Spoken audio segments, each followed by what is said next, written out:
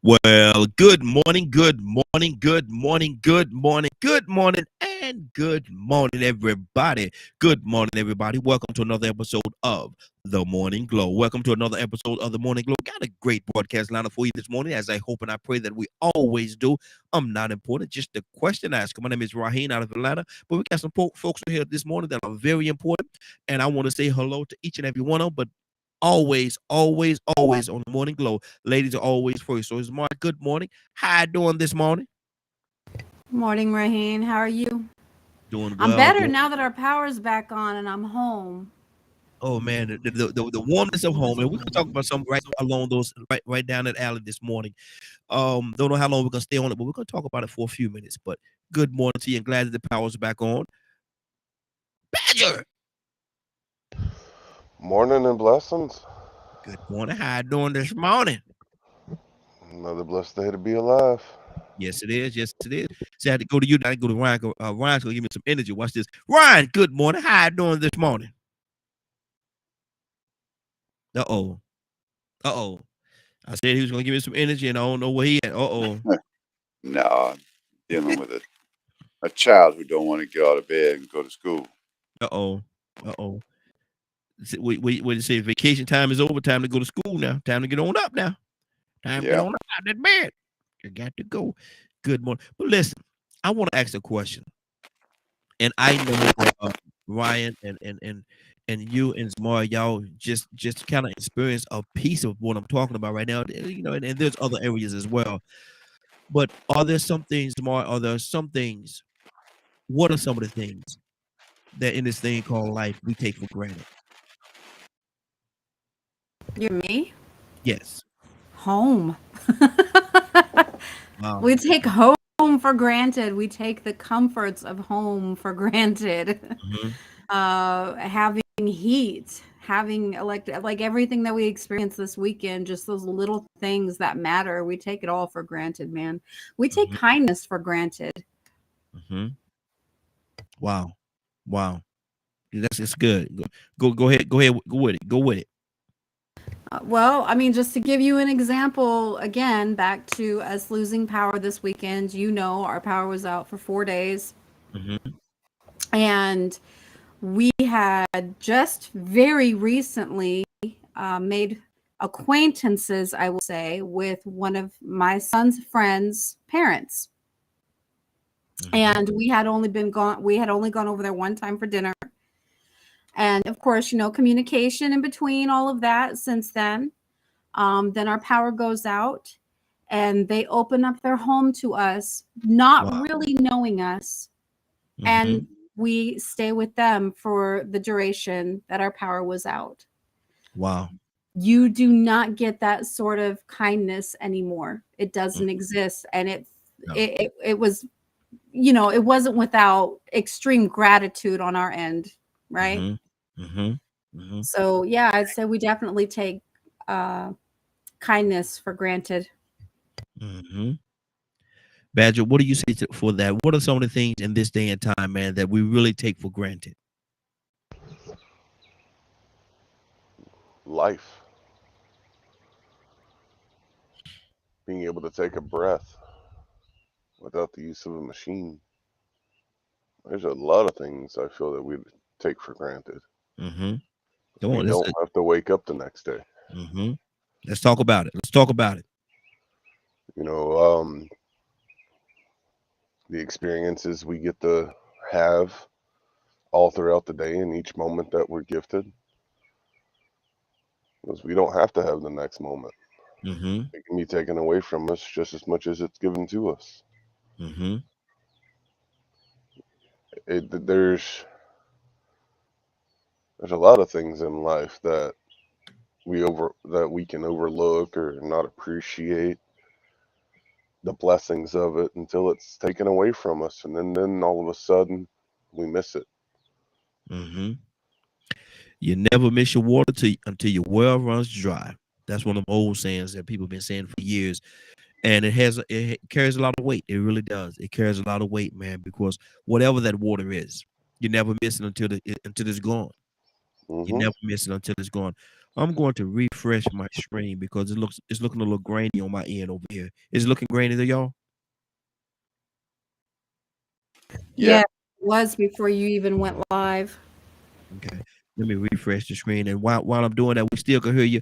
Ryan, tell me what are some of the things that we actually take for granted? What are some of the things that in this thing called life that we individually, collectively, or however take for granted? They can still hear you. I'm gonna refresh my screen. But go ahead and answer the question, brother. Um, Pretty much anything.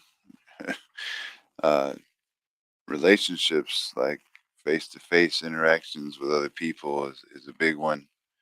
People be so sucked into social media and digital life that they forget about face to face interactions and uh, just having those relationships. Um, I'm guilty of that. I got many different friends on the computer. I can log into games and different things like that, and uh, talk to people I've been friends with on there for the last 15, 16 years. But Mm-hmm. I can't be bothered sometimes to call my people that I can see face to face. Mm-hmm. Um, and just like my wife said, the kindness of people, even though it's few and far between, we take it for granted.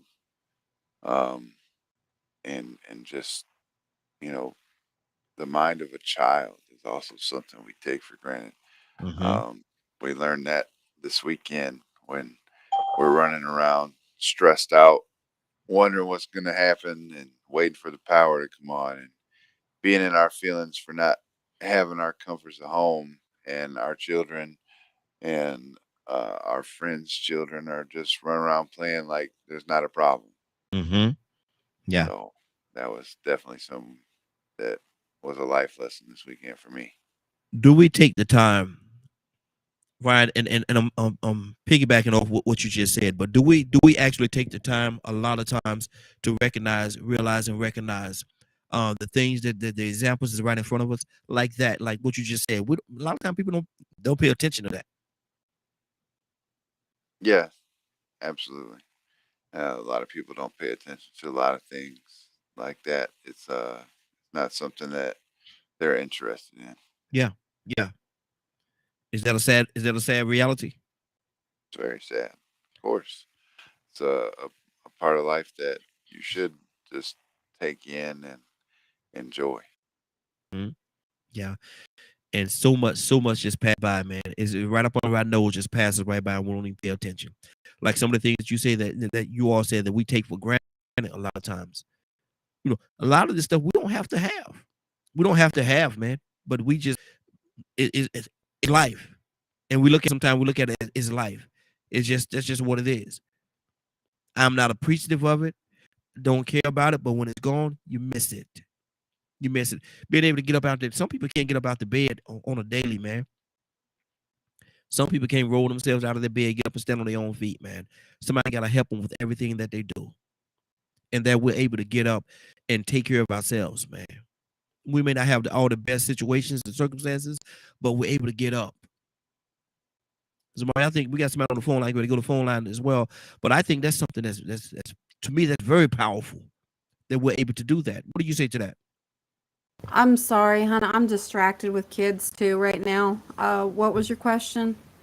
That we're able to actually get up and do the things that we need to do to take care of ourselves, because some people can't get up out the bed. Some people don't have the ability to roll out of their bed and stand on their own feet and start their day. Some people, they have to start the day with somebody taking care of them, and that we can get up out of the bed, stand on our own feet with the strength with strength that we was given, and stand on our own feet and start our day and go through our day. Why do so many people take that for granted? Because it's something that most of us can do without thinking. Mm-hmm. That's what I think it is, and we don't know. It's like that song, right? You don't know what you got until it's gone, Yeah, right? yeah, You yeah, know, so yeah. I mean, that's then we realize all the times that we took it for granted and didn't do the things that we had the opportunities to do And now we can't, and we never will have those opportunities again. Like if we're not able to get out of bed, if we're not able, to breathe without a machine, or, God forbid, but if something happens to our legs where we just can't use them anymore, period. Like, yeah, we definitely take breathing for granted. I mean, Absolutely. Yeah. it's just so natural, right? We take our eyesight for granted, and then one day you might wake up and it's just not there anymore. But when you're born with it and you have it your whole life, it's normal. It's just another day with it. Yeah. Wow. And that's and being thankful. It means to me it means so much just being thankful. Pete, good morning, sir. Good morning, bro. Pete, how you doing this morning? Good morning. How you doing, sir? DKM Radio, panel, family, listening audience. Hey, How y'all doing this morning? Hey, doing good. Good to have you, brother. I'm asking a question about what we take for in this thing called life, everyday thing called life. What are some of the things that we take for granted that we really shouldn't take for granted, but we do on a daily basis, Pete? What are some of the things we take for granted? I think one of our counterparts did hit on it, but the things that are common that we just do normally, I believe there's a statement: familiarity breeds contempt. Mm-hmm. Things that we just you get up in the morning, you have no consciousness too often of the very functions of your body. Mm-hmm. And all that's going on to keep you experiencing this form of life. We're just not conscious of it. You got a whole system and an institution of effort going on inside of you. Yeah. It's a whole separate world going on. And if one of them things start acting up, I mean, immediately it can turn into a major problem and ultimately usher in your transition. I mean, how many of us are conscious of our brain, our eyes, our nasal and the ear system, your tongue, the sense of smell, the sense of touch, just your eyeball. Yeah. All that's going on with just simply your eyeball. Then you go all off into your organs, your tissues and your ligaments. What? Your intestine, upper and lower. What? Come on, man. So the things that are common, we tend to forget. You have a loving mother, hardworking father, a couple married, doing their best to provide and give attention, give time, give instruction, guidance, and teaching. But because they're there every day, clean up your room, clean up the bathroom, put your clothes up. Don't say that. Don't do that. Don't go there. Don't eat that. Yeah. And it's like, you're getting on my nerves, not realizing they're doing their best to bring out the best in you, to develop you to your fullness, and you're not appreciating it. And the second mama's gone, it's a whole nother experience. Second daddy's gone, it's a whole nother experience. Your little pet that you love so much ran out in the street, got creamed by a Mack truck. And look at the pain that in the lack that you feel from that puppy getting killed, let alone your mother. Yeah. That you didn't show love and appreciation for your father, working while he's sick, working by the sweat of his brow, doing the best he can. Huh? Man might be out here making great strides, not just struggling like in sharecropping days. He might have a great education, PhD, all the alphabets behind his name. He out here getting it in. But do you appreciate it? Wow. Are you appreciating the example of it? Are you appreciating the labor, the work, the task that it's taken? His success may have started 3 generations ago, and he may be the culmination of hard work from 3 generations ago. Exactly. They didn't get a chance to go to college. They didn't get a chance to learn to read. They didn't get a chance to go to school. But they positioned themselves to put him in a position to do all of that. And now here it is. He's something fantastic, and he happens to be your parent. Are you giving thanks? Are you giving thanks? Are you conscious of?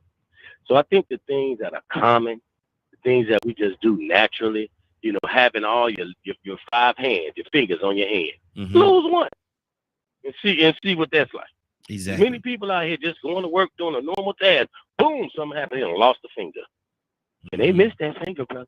Exactly. You ask a diabetic patient that has to have a limb amputated, they miss that limb, brother. So let us slow down and take a moment and do our best to be conscious and teach that present consciousness and give thanks. In all things, give thanks. Be grateful, right? Exactly. So we I'm gonna need tell to you. definitely pay attention to that and give thanks. A lot of the things that we're told that matter so much, family, they don't. The longer you live, you're going to understand that your family is one of the most important things in this life. It's not all the stuffs. It's the family. It's the relationships. It's the time you spend. It's the memories that you make. It's that those little conversations and those little interactions that set life in order and set life in place and perspectives and teachers and training for one to be able to develop themselves into the full, complete them. But it's also through you. So let us give thanks and slow down and give appreciation for the things that truly matter. Exactly. That's good. Very well said, brother. Very well said. And I have a friend of mine. I'm not gonna call his name on here. As a matter of fact, he reached out to me yesterday. And if he is listening, I'm gonna call him back. I'm gonna call you back today if you are listening. I wasn't able to get to the phone yesterday, but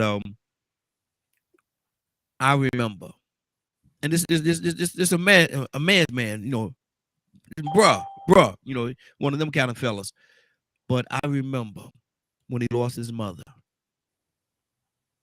And he used to always talk about how his mother always get on his nerves. And, she always this and she's always that. She's always on me. He used to say that all the time. And I said, man, I used to tell him, man, just appreciate the fact she loved you. And I don't think he did until he lost her. And we was riding in the car one night. And we were just talking. And he started crying. I was like, man, hold on. No, man, hold on. Where this come from? And he said, Raheem, he said, you don't know how much, man, I just wish I could have her.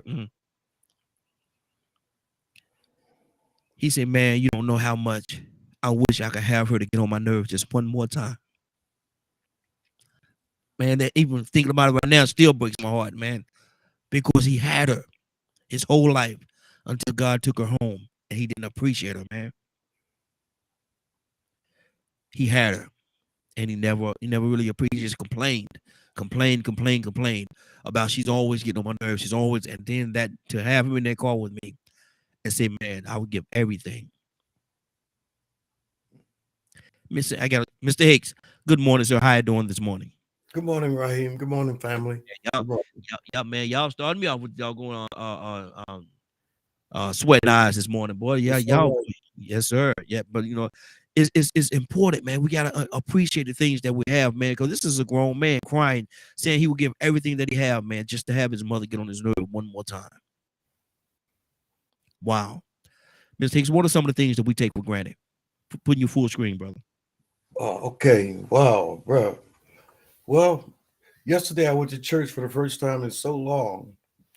My uncle Jewel, who I used to come down when I would come down south for the summer with my mother. We spent 3 weeks in Anderson with my uncle Jules with her sister, and the other half in the net with my father's people. He turned 100 years old on Wednesday. Wow. And yeah. And my Aunt Moselle, his wife, she's 96. If my mother was alive, she'd be 102 today.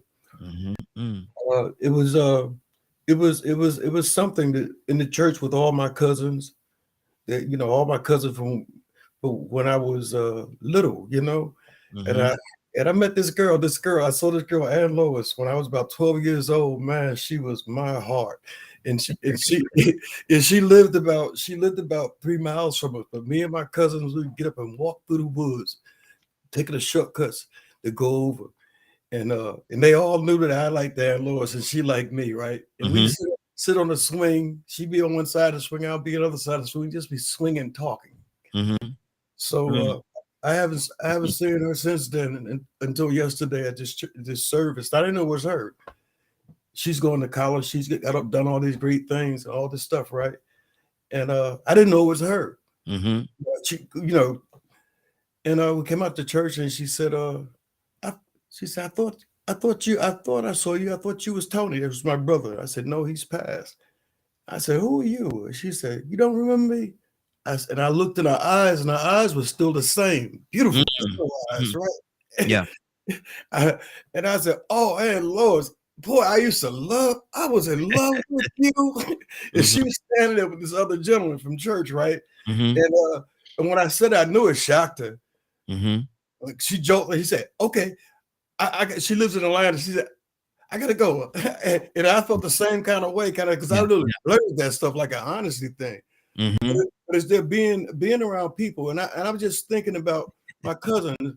They got their mother and father both now at 96 and 100 years old, and I buried my mother and father so long ago. It was like that thing of, and then I thought about what everybody I knew that has passed before me. Every last one of them, I wished I would have appreciated them more. Yeah. That's just a general kind of everyone, my cousins, everyone. But no one as much as my mother. Yeah. It was the same kind of thing. I felt the same. I was the oldest, and I was always clashed with my mother because she was the hard-nosed Christian, and my father was understanding kind of Muslim. And I had a struggled like who, which side to fall on. And she was hard on me because she thought I should have been a preacher. It was prophesied. You know how they say it's prophesied, you go do this. And she always struggled to try to put me. But because I always struggled her, when she got old and she was sick, right? She was in the throes of death. And first time I ever seen her weak, a strong woman. She was the oldest of 12. She was the matriarch of the family. She was a strong woman. I think that's why her and my father clashed. She had assumed over masculine kind of personality because she was a leader over other men in church. Well, anyway, I just get into a thing again.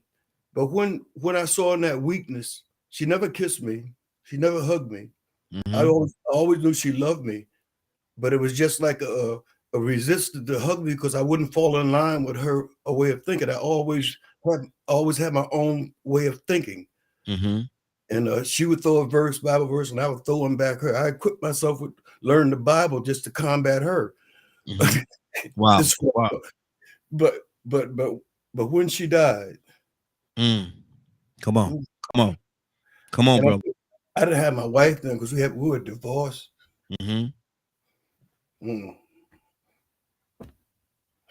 Okay.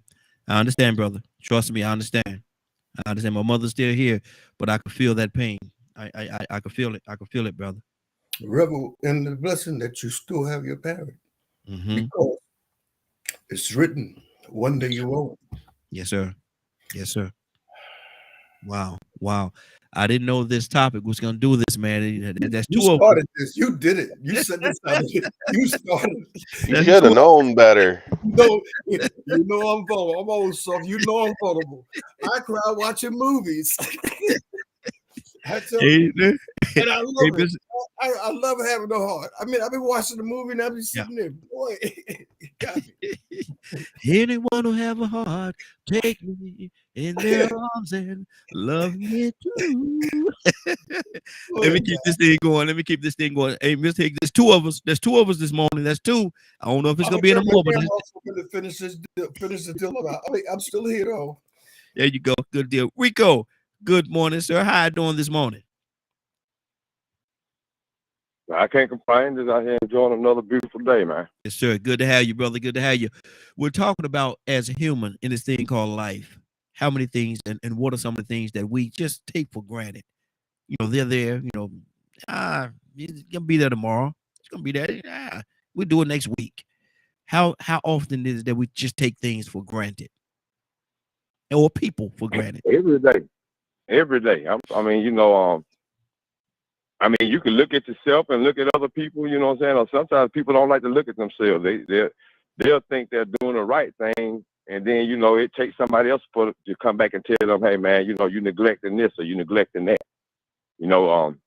It's pretty much wrapped around the environment that we live in now. In today's times, you really don't have enough time to really bond with people that you should bond with anyway. Mm-hmm. You know, we so distracted by trying to feel good. You know, just trying to do the things that we feel like doing or that we want to do. Sometimes we don't do the things we need to do. And a lot of people that we shouldn't neglect are getting neglected. A lot of things. You know, I got a friend. She lives in, I want to say St. Louis. It might be Kansas City, a Facebook friend. And we communicate pretty often. And she was taking down a Christmas tree yesterday. Good Lord. All the gifts still up under it.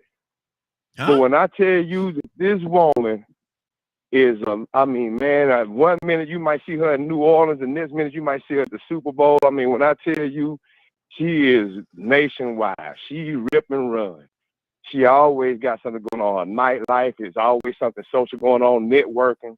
And then she builds decks and teaches children, young people carpentry. Mm-hmm.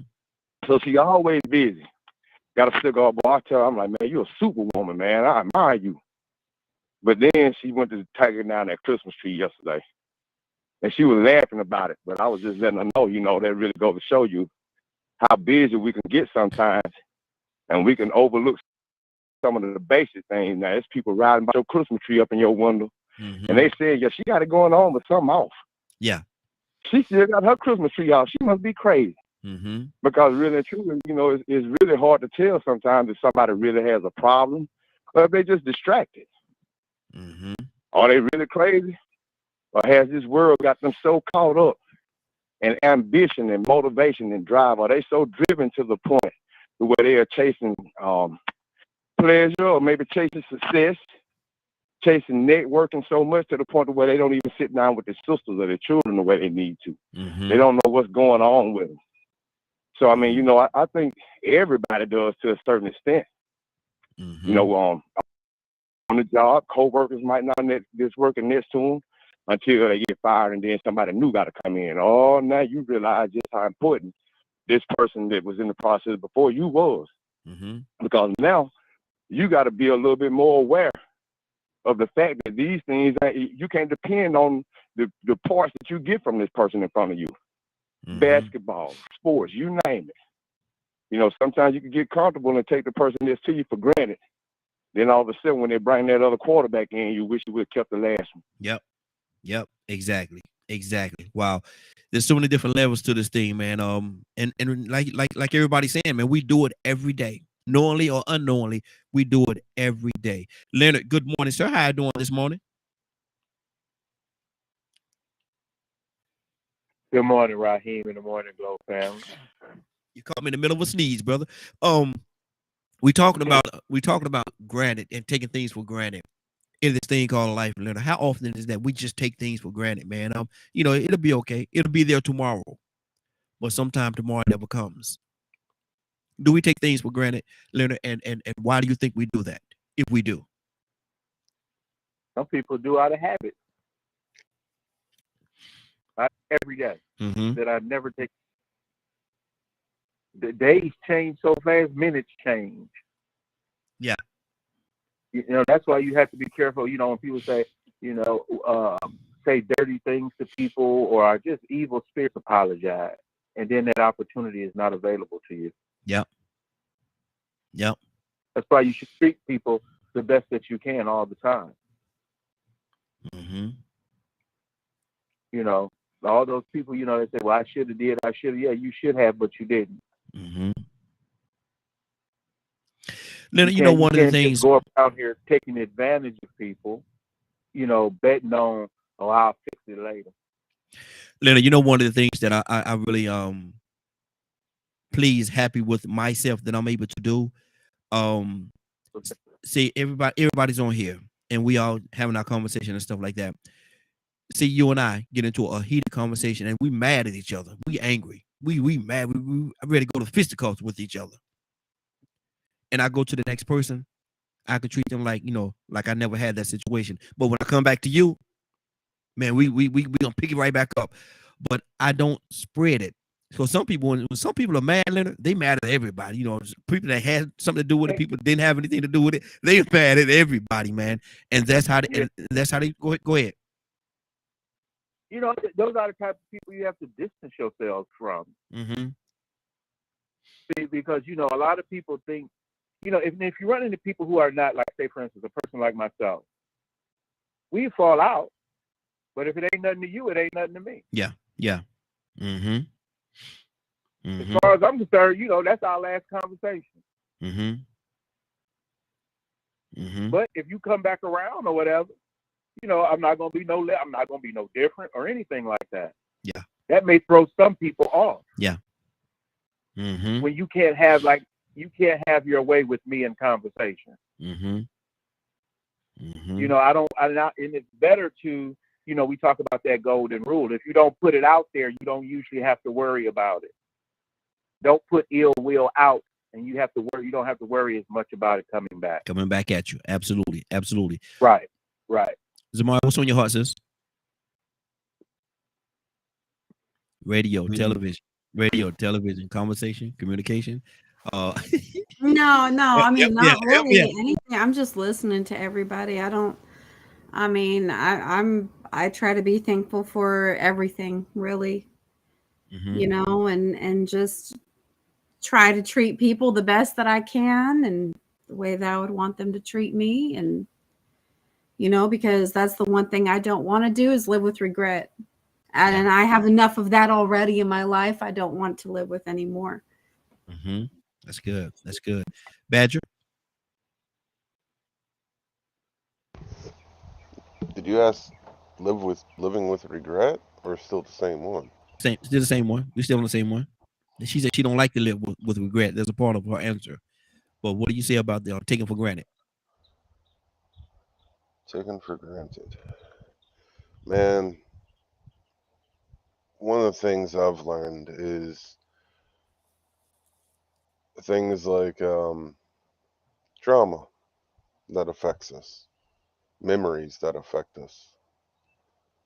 You know, a lot of people don't take those for granted, or they take them for granted. The lessons that it can teach us of empathy and the kind of evil that's in this world, and a better understanding by experience. There's so many facets to taking things for granted, like just not realizing the importance of them.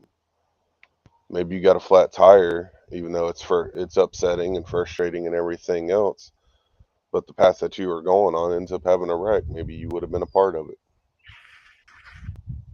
You know, things in our lives are gifts, and it's things that we shouldn't take for granted. We should be thankful. And it can be hard, especially if it's a negative thing. If it's a negative experience, those are the hardest. But everything has a reason, everything has a purpose. As much as we don't want to admit it, but they do. And it stinks sometimes, some of the things that happen to us. However, it sometimes those experiences give us more of that passion of our belief system. Badger, what do you think about the fellow? And I'm not gonna call his name. Excuse me. I'm not gonna call his name, but he said in the car with me crying, saying he would give everything to have his mother just to get on his nerves one more time, because he took her for granted. He thought that she was always nagging and always this and always that, but when she was gone, and he didn't have that anymore, that affected him, man. That really affected him. What's on your heart? You know, that's a hard one for me to answer. Why's that? Because I don't know what having a good mom's like. Even a nagging one. Even today, I have to keep mine at a very far distance for the safety of my children. Okay. So let me go. Not that one. Yeah, got you. Let me go to Ryan. Ryan, answer that. How painful can that be to be in that situation, man, to have someone in the car with you, grown man crying because he missed his mother that much. I would give anything, is what he said. I would give anything just to have her to nag me just one more time. Just let her nag me one more time. Because that way I know she's here. Ryan, talk to me. That's always a hard one to deal with. Um, as men, we're programmed not to look or not to cry about stuff as it is. Mm-hmm. Um, and people look at us some kind of way when we show emotions. So uh, that's hurdle number one, is overcoming that, and to make yourself that vulnerable to another man, another Mm-hmm. hurdle in itself. Mm-hmm. Um, I really don't know how to comment on that. I mean, I've lost people close to me, but never, a mother figure.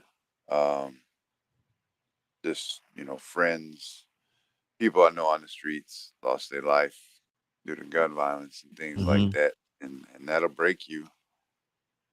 Um, Mm-hmm. and I lost my great grandfather. He was probably the only family member that I could comment on, because he Mm-hmm. he was my best friend, Yeah. legit. Yeah. And the only reason I got through it is because he paid me a visit before he decided to leave this earth. Mm-hmm. He Wow. manifested in front of me and told me he was leaving. He was tired of fighting. He had Mm-hmm. cancer. He fought it for about 7 years. And he manifested in front of me and told me, I'm done. Tired of Mm. fighting. I'm going to go ahead Wow. and go.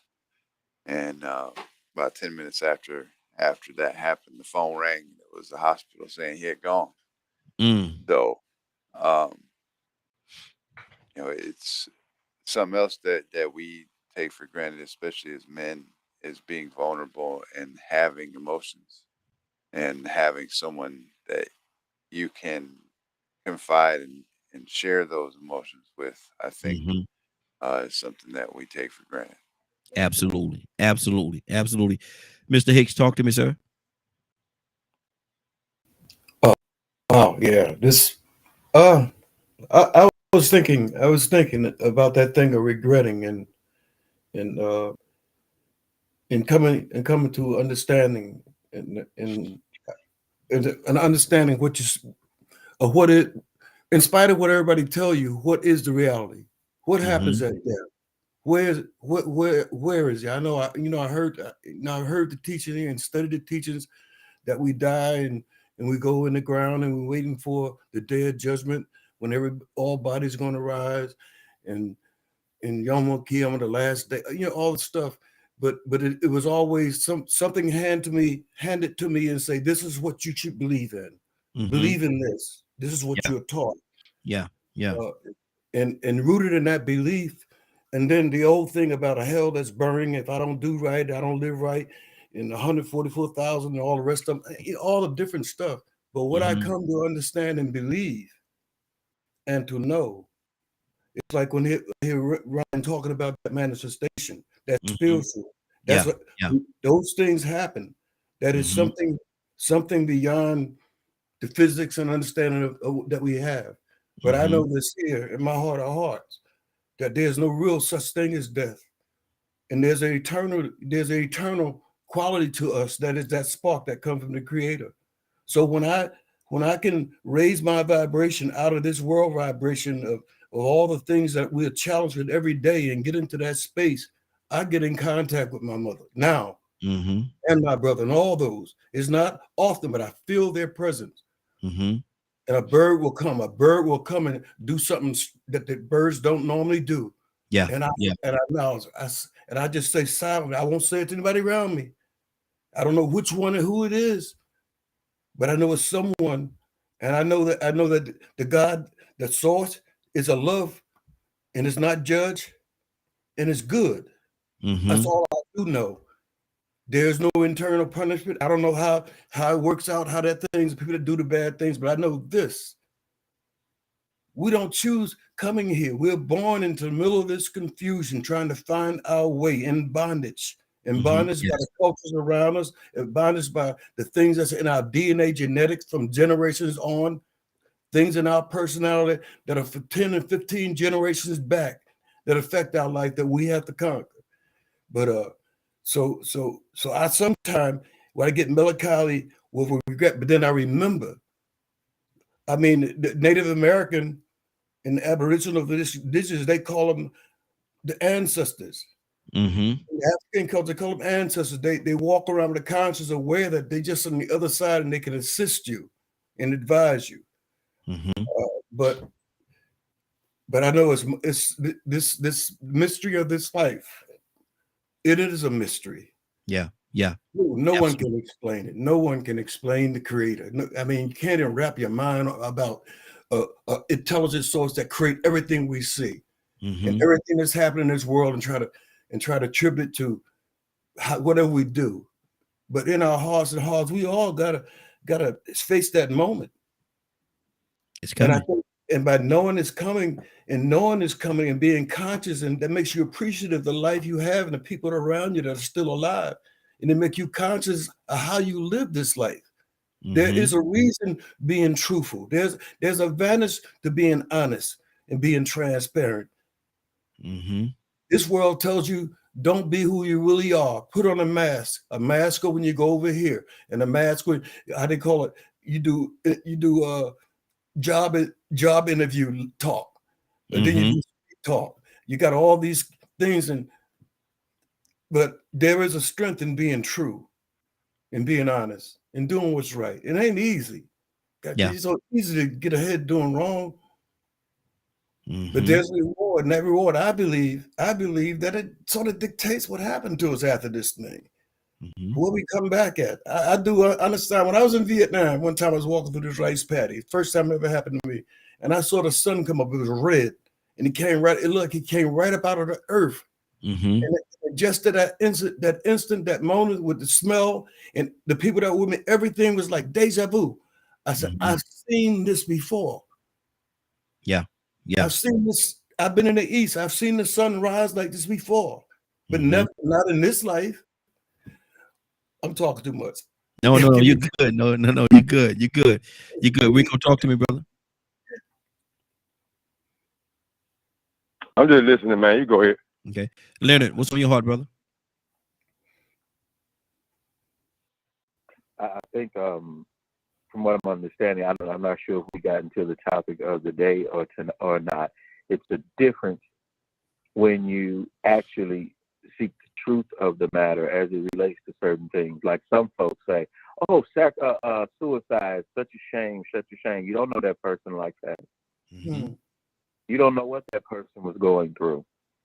Maybe that person committed suicide because they just wanted something else. They wanted to find out if it was better on the other side. Everybody don't look at death the same way. For some people, death is the cessation of suffering. So therefore, it's welcome. Or you have those people who I've been fortunate enough to be raised around who had no problem sitting down and giving up their spirit because they were ready. Yeah. And it almost seemed as if they had walked with God in such a way that it's time. Okay, I'm ready. Let me go. Don't keep, how you have me with people that don't resuscitate me. Why? Those people who have that are at that point in life where they want to go somewhere else. They want to go find out if that place that they have been dreaming about is there. Or some people are just that sick of being here. I think that everything else is selfishness. I wish you was here. I wish you was here. Why? I couldn't walk. I couldn't breathe well. I was in pain every single day. Why would you wish me still here? Yeah. Wow. So it's a difference on how different people look at death. Different cultures look at death different as well. A lot of us, it's something, I've read a lot of books, and some of the best stories I've read have been in these types of settings at funerals, right? And it's this hysterical the things each separate character goes through as it relates to the funeral. Mm-hmm. And one, a lot of people, oh, I got all these regrets and all this, and then other people are like, well, look at them. Well, you didn't treat them well when they was alive. Mm-hmm. Now you here at the funeral clowning. You know what I'm saying? And Mm-hmm. everybody know y'all didn't have a good relationship. Yeah. So, people should really look at death, differently. Grief is going to be there because you're naturally going to miss a person. Mm-hmm. One of my best friends' mom passed a day ago. And how I asked him how he was doing, but because we have been raised a certain way, we have that faith that when our loved ones go on, it's the cessation of suffering. Mm-hmm. And we can definitely always remember the great times, which there were. Because if you had close friends like your mother knew you, you knew their mother. I mean, I got friends I've had so long till they remember when my dad took us all fishing, Mm-hmm. Mm-hmm. Yeah. So you remember those things as opposed to trying to make them about you. Mm-hmm. That's when it becomes dangerous. Mm-hmm. It's when you try to make it about you. Exactly. Exactly. Wow. That's good. That's good. Anybody have anything else they want to say on this topic before we move on?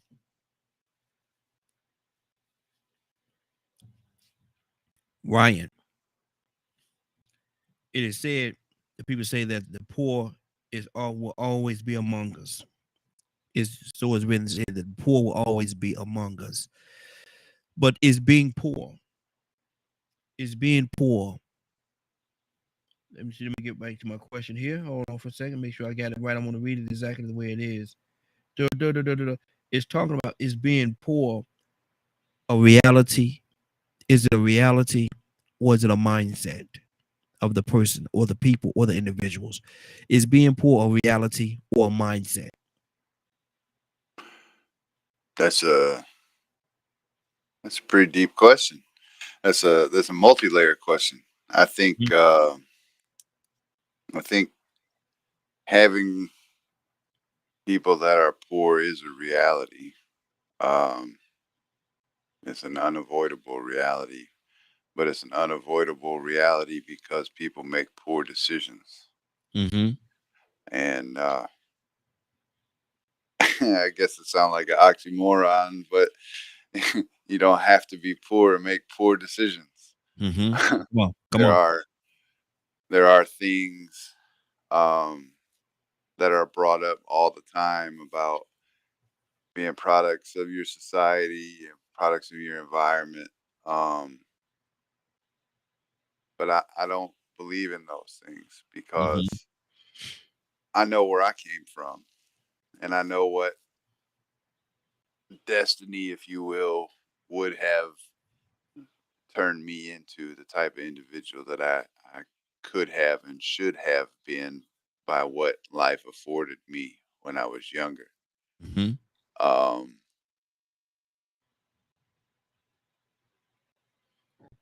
I had every reason to be a thug, every reason to be out there doing stuff uh,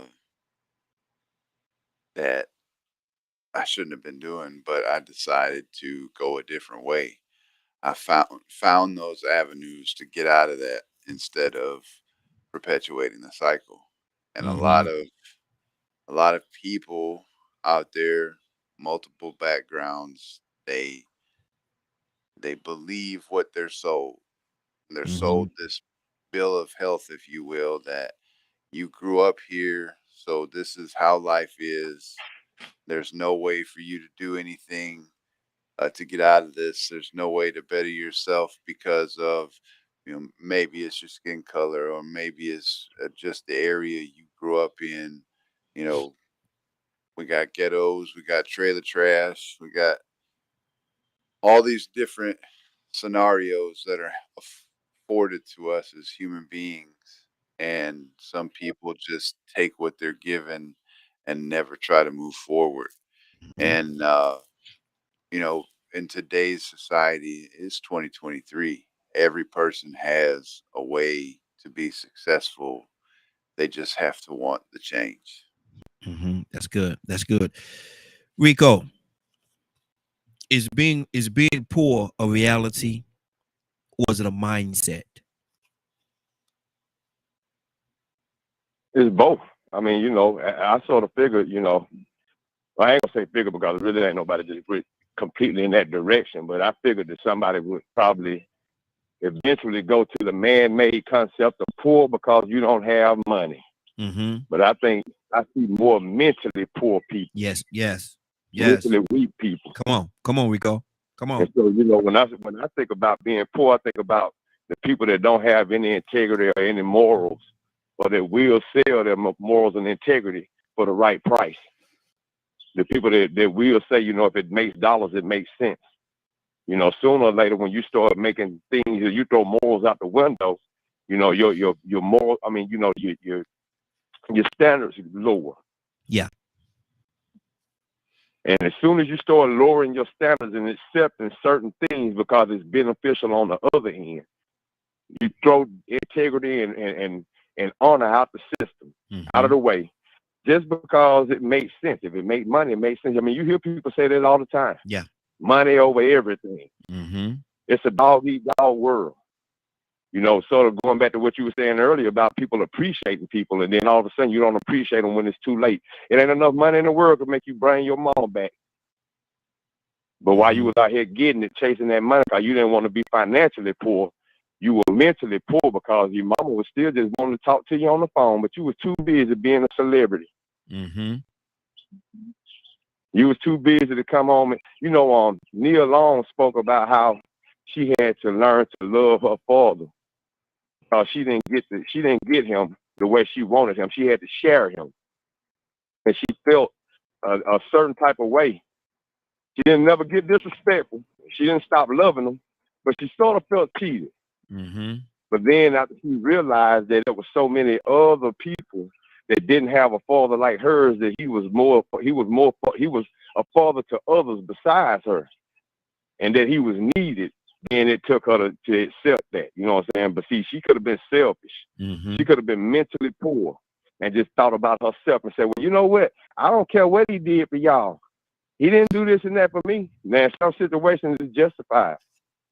It would be justified for a child to feel that way about their parent if they were completely neglected, and then that parent went and put everybody else in front of them. And that happens. It happens with children and their parents. It happens when older people get to elderly. They get in nursing homes. People forget about it. Just put them in a nursing home and go on about their business. I know different women that work in those type of facilities that have to build relationships with these old people in their last days. And all they ask about is the children and the grandchildren. And the children and grandchildren out here living the best lives. Mentally poor. Not really appreciating or respecting who brought them into this world. Here it is. This is the matriarch. If it weren't for this person, she could have easily went and used a coat hanger.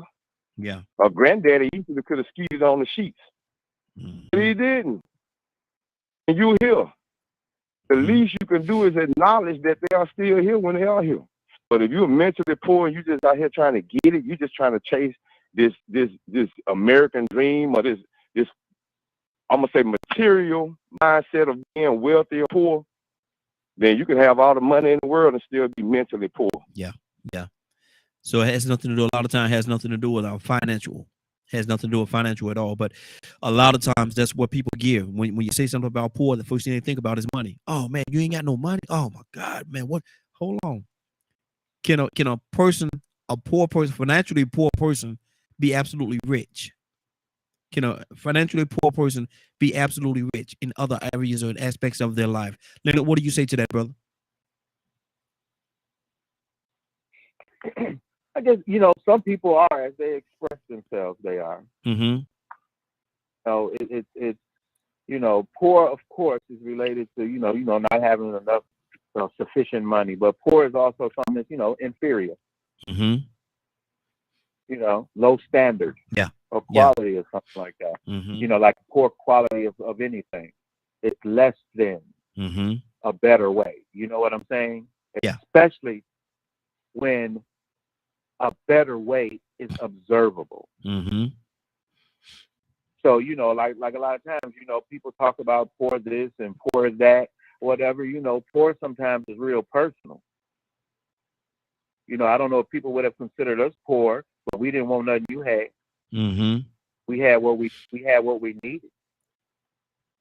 You know, it's better than walking around acting like you less than somebody else. It's all about, you know, your personal perspective. Yeah. Yeah. I know people, some of the best people I know, they didn't have as much money as some of all y'all got, Mm-hmm. but they the best people I know. They the best when they ain't got no money and when they got a pocket full of money. Yeah. And they don't change. They don't change Mm-hmm. because, you know, it's not about how much you have. You got people that look like they had everything but still coming back to the hood to hang out with us. Yep. You know what I'm saying? Yep. So it just depends on a person's perspective. Mm-hmm. If you Mm-hmm. say you poor, then you poor. Yeah. Yeah. If that's how you choose to live your life, then That's how absolutely. you choose to believe. Yeah. You don't want nothing else or what have you. Hey, it's your deal. Mm-hmm. That's good. That's good. Badger, what do you say to that? Is being poor a reality or is it a mindset? I'd say both. Mm-hmm. And it's only like it's gonna depend on each individual, Mm-hmm. you know, as far as like I'm concerned. If I had just a wee bit extra just to make sure, you know, my wife had access to certain things, we're simple people. Mm-hmm. You know, we don't need a lot. We don't ask. However, society definitely makes it hard, and not everyone has the capability. Or let me rephrase that. Some people struggle in different ways, and this isn't giving an excuse or anything. It's just a fact.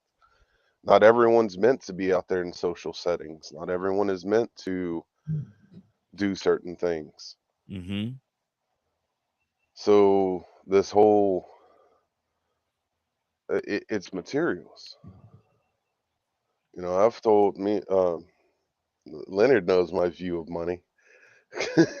Mm-hmm. um, and it's I have a huge issue with it Mm-hmm.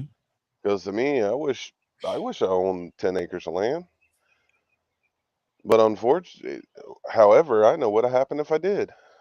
I'd be so focused on, you know, having a garden for the community and not charging anything for it. I mean, if someone takes advantage, that's on them, not on me. Mm-hmm.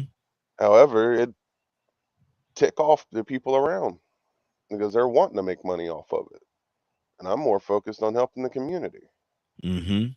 and that's where my riches are. Is knowing it helps someone because I know what it feels like not to have help, Yeah. Yeah. to That's have good. people turn your back on you. So Mm-hmm. the question you're asking is depth.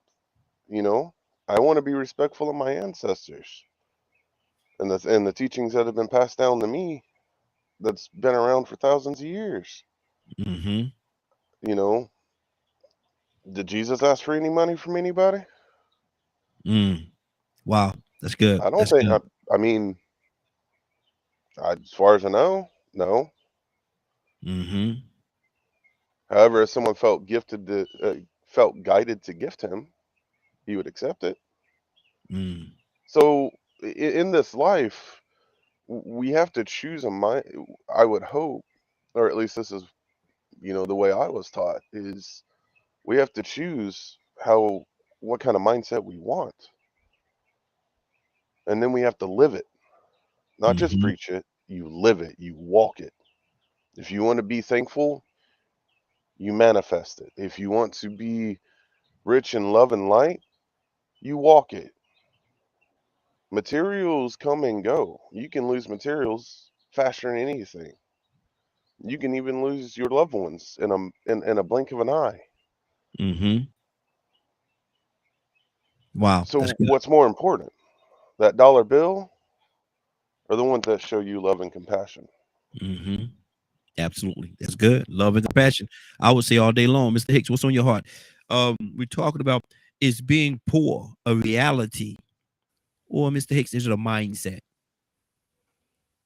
Uh, I think your mindset create your reality. Mm, That's the ability we have, imagination and to apply ourselves. I sort of see that as saying to people in general, no matter what the economic system is, and that whole thing about equality, equity, mm-hmm. about equity, everybody and even Steven. They got a thing they call it. I think they call it the Pareto decision. And what it says that if you had a group of people in a room, you gave them all equal amounts of money in a short matter of time, the money would end up in a few hands.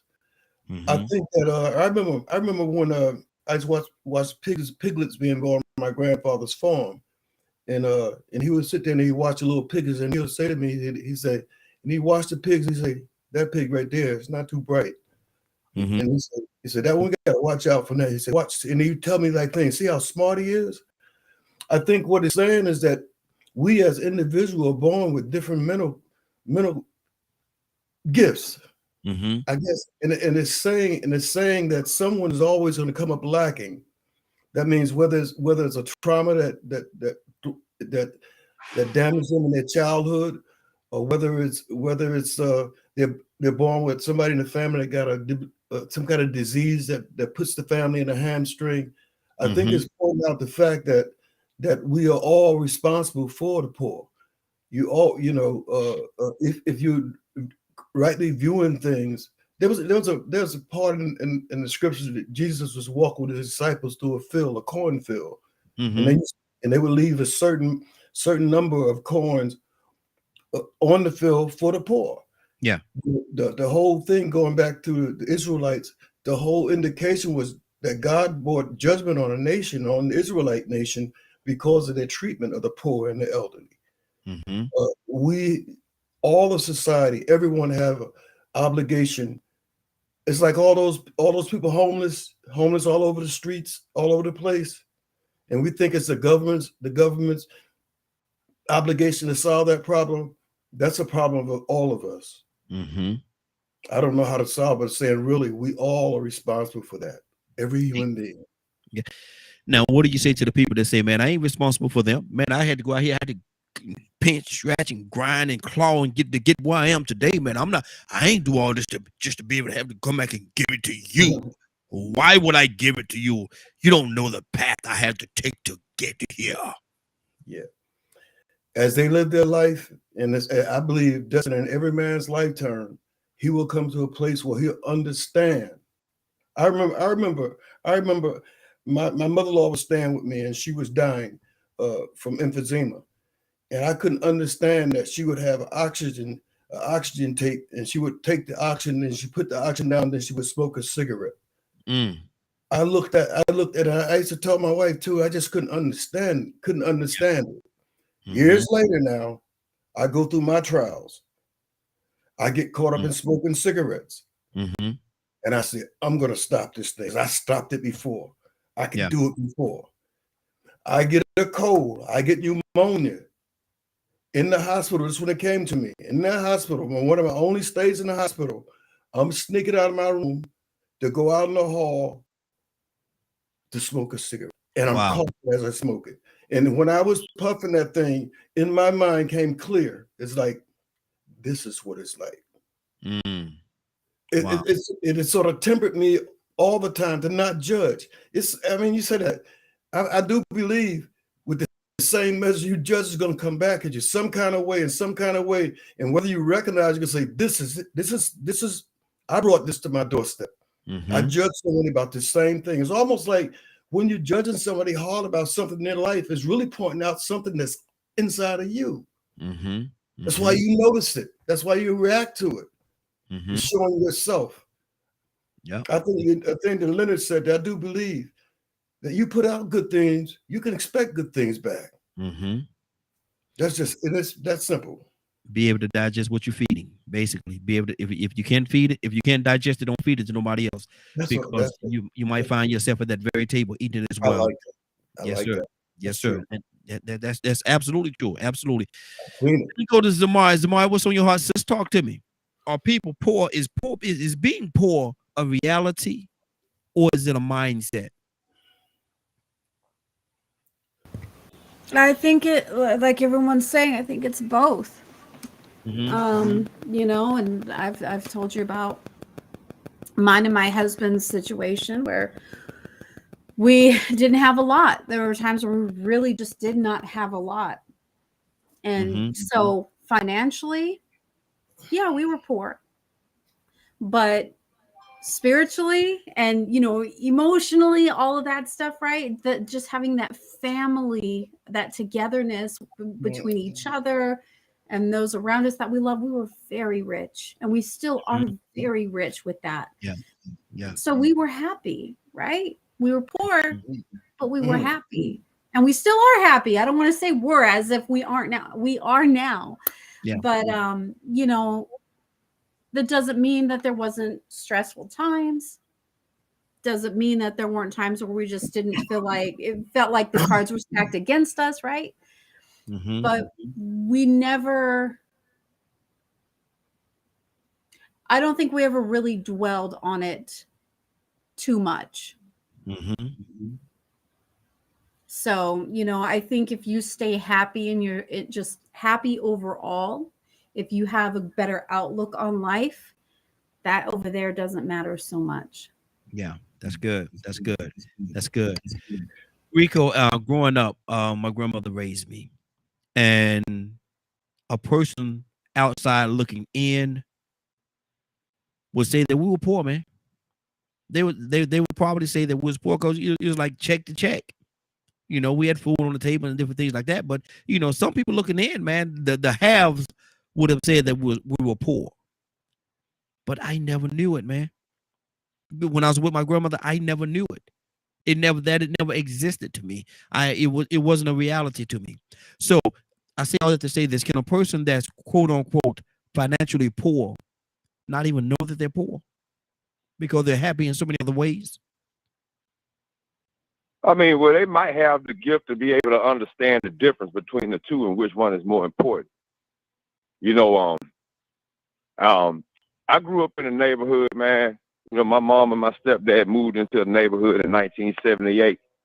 Down here in Alabama, we were the first black people in this neighborhood. And we caught the blues. Yeah. That was from the people that didn't want us there. But on top of that, I had a dysfunctional stepfather who had grown up traumatized and felt like, you know what I'm saying, success and love was built off of money. He believed in an American dream because that's what drove and motivated him. Without that, he would have been just an average person that he despised in his neighborhood that he grew up with. So he had ambition, but he lacked that mental wealth. And so he put us in a big, nice home. You know, it was a little dysfunctional. You know, he gave my little brother a lot more than he gave me. You know, so I made straight A's and, you know, still had to go back and forth because I was the stepchild. Put an in-ground pool. Can you imagine in the 8th grade, 1980s, you know what I'm saying? You're a young black man in Alabama, you got an in-ground pool in your backyard and a half of a basketball court, slab and everything marked off. I mean, they got it good out there, still got it. But I ended up living with my grandmother. Now, don't get me wrong, I love those material things, man. It felt so good to have that nice central air and heating in 1978. Yeah. When other people had plastic around their windows and the winds were secret. All the people I went to school with, man, they was in trouble. It was only a few of them that understood a comfortable living. But they didn't have to see the mama with a gun on her head the night before. Wow. They didn't have to get beat or go through some of the stuff that I went through.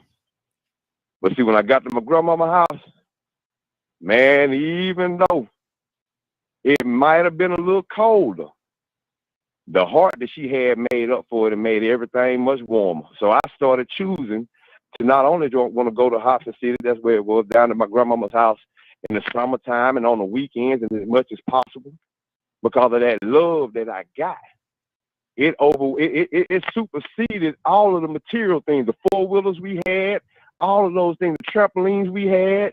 Everybody marveled at our home, and it's still my grandmother's neighborhood superseded all of that. Just the community itself. Yes. Being able to go from neighbor to neighbor and feel welcome instead of having people throw rocks through your window because they don't want you in the neighborhood. But it was a nice, comfortable home. And sometimes I could get up in the morning, man, and I could pour a box of cereal, and a roach would come out that joker. Yeah. Grandmama made sure she got rid of them roaches, though. But that still didn't make me want to say, oh, don't go back to my mama's house. I want to go live with my daddy. No, I want to stay with my grandmama. Yep. Because she gave me something that neither one of them gave me, that a child needed from their parents. She was the substitute. So that wealth that she gave me, that wealth of love and that wealth of understanding, that wealth of attention, the wealth of quality time to sit me down and just to teach me the basic tools and understanding and problem solving and conflict resolution and morals and integrity and respect. All of those things she taught me, man, it superseded every motorcycle or four-wheeler or swimming diving board I jumped off of at my mom's house. Yeah. That's good. And so I knew the difference. I knew the difference. You know, I understood the value that to a certain extent, I did have choices later on in life. You know, I could have went back out there, but I still chose to be with my grandma because I knew what was best for me as far as people, you know, really caring about me. But this is how aware of it that I was. In this neighborhood that I went in, that I went to where my grandmother lived, they even tried to have a pecking order. So in that neighborhood, my family was looked at as very smart, but might not have been the most affluent. They, you know, they looked down on certain people in black communities. You know how that goes. Yeah. And so with that being said, a lot of people looked at me sideways. They felt like I was somebody that was just a throwaway. We'll never see your daddy come around. We'll never see your mama come around. Your grandmama can't move around the way she needs to. You just out here by yourself. You just out here, ain't you? So I know people looked at it that way. Some of my friends and this and that, they sort of wanted to try to make me feel like I was at the bottom of the totem pole, but I knew better. I did better. I achieved and accomplished regardless of what they felt, because I knew they were basing that off of financial. But I was like, man, y'all ain't got nothing. I'm sitting there looking at what they living like, and I'm like, really and truly, I should be the one acting uppity. So what I did, right before we graduated, we had baccalaureate practice, and we left school early. And I decided to be kind, and I invited everybody out to my home to go swimming, but I didn't tell them it was my home. I told them it was just somebody's house that I knew that we would go swimming in. And you should have seen the look on their faces when they walked to that house and seen my pictures up on that wall. Wow. What's your picture doing up on the wall? Hold it, this is my house. Oh, y'all try to judge me based off of material things and superficial things, and some of y'all really wasn't my friend the way you should have been because y'all felt like y'all was uppity. Now you see you missed out. Now you want to have a pool party. Now you want to call me every day. Come on, can we come out your house and go swimming? No. Yeah. Because they thought I was poor. They thought, you know how Cinderella went? Exactly. They thought I was that. And so I recognized that I intentionally kept people away from my mom and my stepdad lifestyle because I knew that we had people that judged you for that too. And I didn't want no friends that I didn't want to earn no friends that wanted me for what my mom and them had. Exactly. Ryan, what's on your heart, brother? This is a lot that we're dealing with, man. This is a lot that we're dealing with today, brother. Talk to me.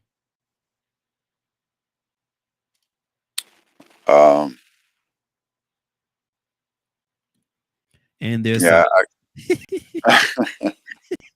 just taking it all in, kind of process of when Rico was talking about, and you know, it's kind of the same, right?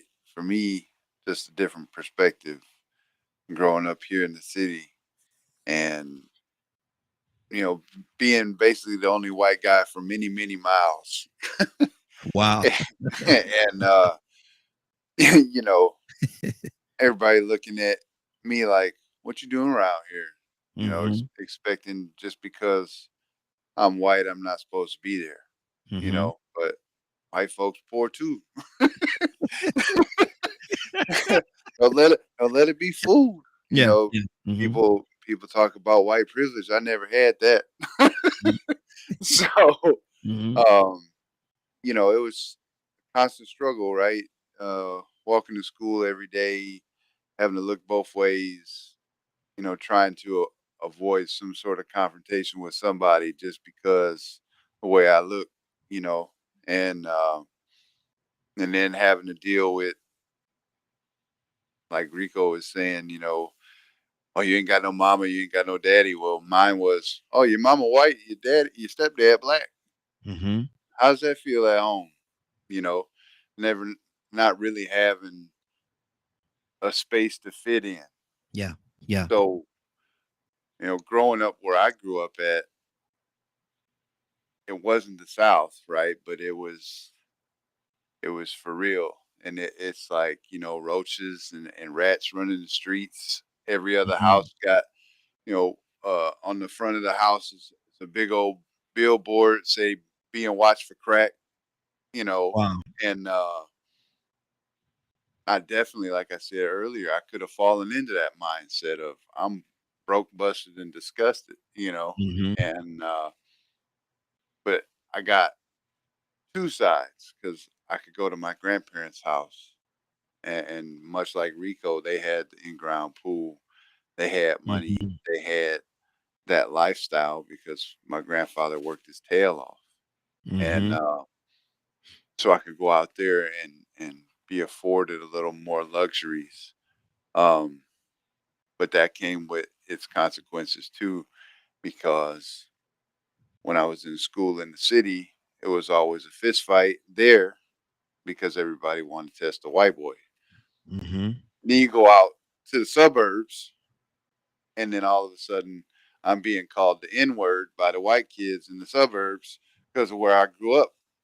Mm-hmm. So, you know, it's crazy. It's crazy these mindsets that people get put into, not only financially, but just status based. You Mm-hmm. know, um, so then I end up having to fight. You know, my own people, as somebody would say. You know what I mean? So that's Mm-hmm. why I can truly sit here in front of y'all and tell you I'm blessed to be colorblind. You Mm-hmm. know, um, that stuff doesn't affect me, but my stepdad was, if I were to follow his example, I'll just say it that way, I'd still probably be locked up in prison today. Wow. If I'd have stayed running with my biker friends, Mm-hmm. I'd have been locked up in prison, running Mm-hmm. drugs or whatever. You know, I'd probably taken somebody's life by now. Mm-hmm. My stepdad, he went to prison 3 times before I even left middle school, Good Lord. and you know, he wasn't some hardened criminal, but he was dumb. He let that Mm-hmm. mindset affect him to where, you know, he's living in the city of Detroit. You know, he's a black man. He's coming up hard. He's got to make those ends meet. But he didn't make those ends meet for the family. Selfishness. He made it Mm-hmm. his ends meet for himself, Wow. breaking into people's houses and stealing stuff. You know, Mm. and you know, of course, it's an arguable statement, but prison is made to reform you, to stop you from doing those things. And this is a guy who went to prison, and instead of taking that time like a lot of brothers do, is sitting down and educating themselves and learning something about why they are where they are, he took it to a different level and was boxing in prison. And then Mm-hmm. he would come home, and I was his punching bag, and my Wow. mama was his punching bag. He got Mm. his in the end, though. I tell you that. Mm. Wow. Wow. That's and it's so many different levels on this whole thing, man. There's so many different levels on this thing that I hate to say it like this, man, but sometimes that quote unquote average person would not understand. Hmm. Yeah, and that's this. I say all that, and I'm not using the words on the screen, right? Yeah. Reality or mindset, but every person that's on this call right now, and more than likely most people that's dialing in and just listening, sitting back, all of those things I just said are a mindset, and Mhm. those circumstances put you into a mode where you have to make that decision, Mhm. and that was my reality. Yeah. Yeah. And see, and that's where it goes to.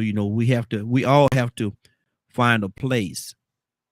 We all have to find a place where we set our own reality or walk in our own reality. We can't let nobody pave our path for us, because we have our own journey that we have to take. It's a lot, man. It's a lot. Let me see. We just lost somebody, but hopefully they'll call back in. Leonard, what's on your heart, brother? Talk to me. Just listening. Like I said, you have to think other people have different lives, different Yeah. types of lives. They grow in different places. Mm-hmm. Like one, like I, down here doing what I do and listen to different stories, especially when it comes to trying to make a difference in the community. You have to take these things into consideration. And, like I say, when some people talk about, the difference between living here and living there, I don't know nothing different. I was raised right across the street from white folks. White folks stayed next to them. Mm-hmm. Miss Annie stayed over on the corner. We was mixed neighborhood pretty much, black and white. But what we all had in common was we respected one another. Mm-hmm. Folks took into consideration, most of the people all came there for one purpose, to work. Mm-hmm. Most people lived there because of what they had in common. They worked at the plant. That's what people did. And back then, whatever went on in people's houses was their business. But then when you came outside and you went to other people's houses, you learned different things. Mm-hmm. Everybody didn't have a dad that was there and present. Some people's parents may have had an illness or something.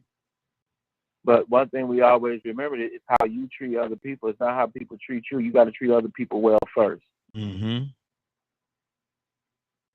And I think that is the biggest thing. And one, people, I used to joke with people like, well, what about your peers? I don't have any. Mm. What do you mean peers? People you expect me to act like? People you expect me to little box you weren't planning to put me in? Mm. We didn't get out like that. And if you did so, it was your own fault. Like birds of a feather flock together. Oh, mama, these girls, that girl that's, I'm going to hang out with my friends. Now all your friends pregnant, and guess what? You're pregnant next. Mm. Wow. Everybody, it's going to be hanging together. Now y'all a gang, and now half of y'all don't spend the majority of your lives behind bars. Mm-hmm. And also, one thing I remember, being ignorant was not a value. No. Being stupid was not a value. Mm-hmm. Not knowing was not cool. Mm-hmm. My parents hated ignorance more than anything. Absolutely. Absolutely. And that's why it was all about, if you could get an education, you could go anywhere.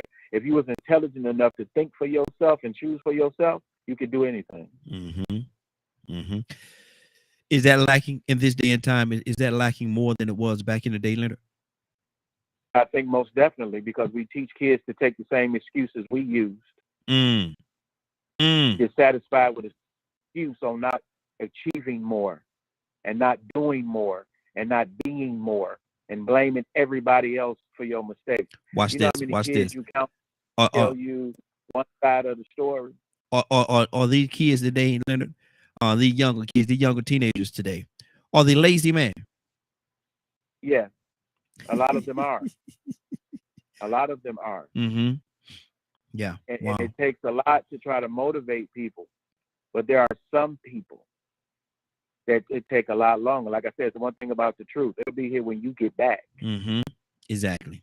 When Exactly. you decide to look, when you decide to accept the truth of the matter, Mm-hmm. you'll start doing better. Mm-hmm. That's But good. walking around here talking about the way you is because somebody has treated you or what happened to you when you was young was was not a way to get ahead. It's not a way to get forward. Mm-hmm. You know, it's great to be able to look at a thing and say, you know what, I'm not going to be that. Mm-hmm. That's good. That's good. That's good. Hey, 50. Raheem, before you go forward. Yes, sir. Oh, well, go ahead and do what you do. Five. Before you go forward, man, I think that was big what he said, man. You know, I was thinking about how I sort of lost my train of thought for a second though when you went in that direction. Go ahead. Okay. I'm gonna give them right back to you. 508-924-3521. 508-924-3521. Give us a call. We're talking about our topic of discussion right now is being poor a reality or a mindset? Go ahead, Rico. Badger, coming to you next. I know what it was. You know, you asked, are these teenagers lazy? Yes. Well, they got it from somewhere. Mm-hmm. It ain't just the teenagers. I mean, society is lazy, man. I mean, you know, we talk about all the time how people like to take the quick way. Yeah. Everybody wants the easy way, you know what I'm saying? They want to Google everything. Ain't nobody going to do no encyclopedia. Don't nobody like to crawl before they walk. Mm-hmm. They want it quick, fast, in a hurry. I mean, so that does make people lazy because, you know, if you could get quick, fast money, you know what I'm saying, then why are you going to work hard? Mm-hmm. I mean, so that mindset, it is this, you know what I'm saying? But I wouldn't want to just put it on teenagers. Yeah. You know what I'm saying? Because I could put it up and down the line of people that are just mentally lazy. Based off the choices they make, they're mentally poor. You know, some of these choices are confusing. Mm-hmm. You know, when Ryan was saying that about his stepfather going to prison and learning to box and coming home doing it to them, you know, I know a lot of people go to prison and pick up more game and then come out and they sound stupid, but they want you. If you listen to them, they think they don't learn something. Yeah, yeah. Because it's a standard. So you ask yourself, wait a minute, man, why that makes sense to you? Mm-hmm. Why these little things make sense to you? Why? How can you justify this making sense? Like Leonard said a second ago, ignorance ain't cool. Yeah. But exactly. right about now, you hear a lot of people say that it's cool to be ignorant, and you see the ignorant things they do, and then when they continue to fail and go through the things they're going through, they don't want to accept the responsibility behind the fact that there's some reason why they made stupid choices. Mm-hmm. The mentally poor. And you know, I think about that because in our community, we talk about now, all we talk about is financial literacy and financial wealth. That's all. We need to uplift each other. But based off the story what I told with my stepfather, you can be financially literate, you could be mentally wealthy. I mean, you could be financially wealthy, but you could be mentally poor to the point where you're damaging more people. Mm-hmm. And what good is that for you to be financially wealthy, but to be what kind of sense does it make to be financially wealthy, but to be mentally poor? Yeah. I mean, I think to a certain extent, it's a lose-lose situation if you are mentally poor but financially wealthy. And you know what they say, a fool and his money will soon depart. A fool and his money will soon depart. They ain't gonna be together long because somebody gonna come along and do whatever they can do to get that money out you. And that's taking it back right there. They're gonna get that money up out you. Badger, what's on your heart, brother? I was sitting here listening, you know, I was sitting here thinking about all of the labels that are pushed onto us every day. Mm-hmm. About what being poor is, what certain mental struggles are, like mental disabilities and different things of that nature. The things that go on in our communities and stuff, the things that younger people are struggling with. Mm-hmm. And younger people are having to deal with more stress than we have when we were young, when we were kids. They have social media. The school system doesn't really teach critical thinking anymore. History is in a tailspin. Nobody knows which way is up, down, left, or right. The economy's all jacked up. People that were middle class are now struggling, knowing what it's, and they're starting to understand the struggle of people that are less fortunate with money. Like there's a lot of things that are happening,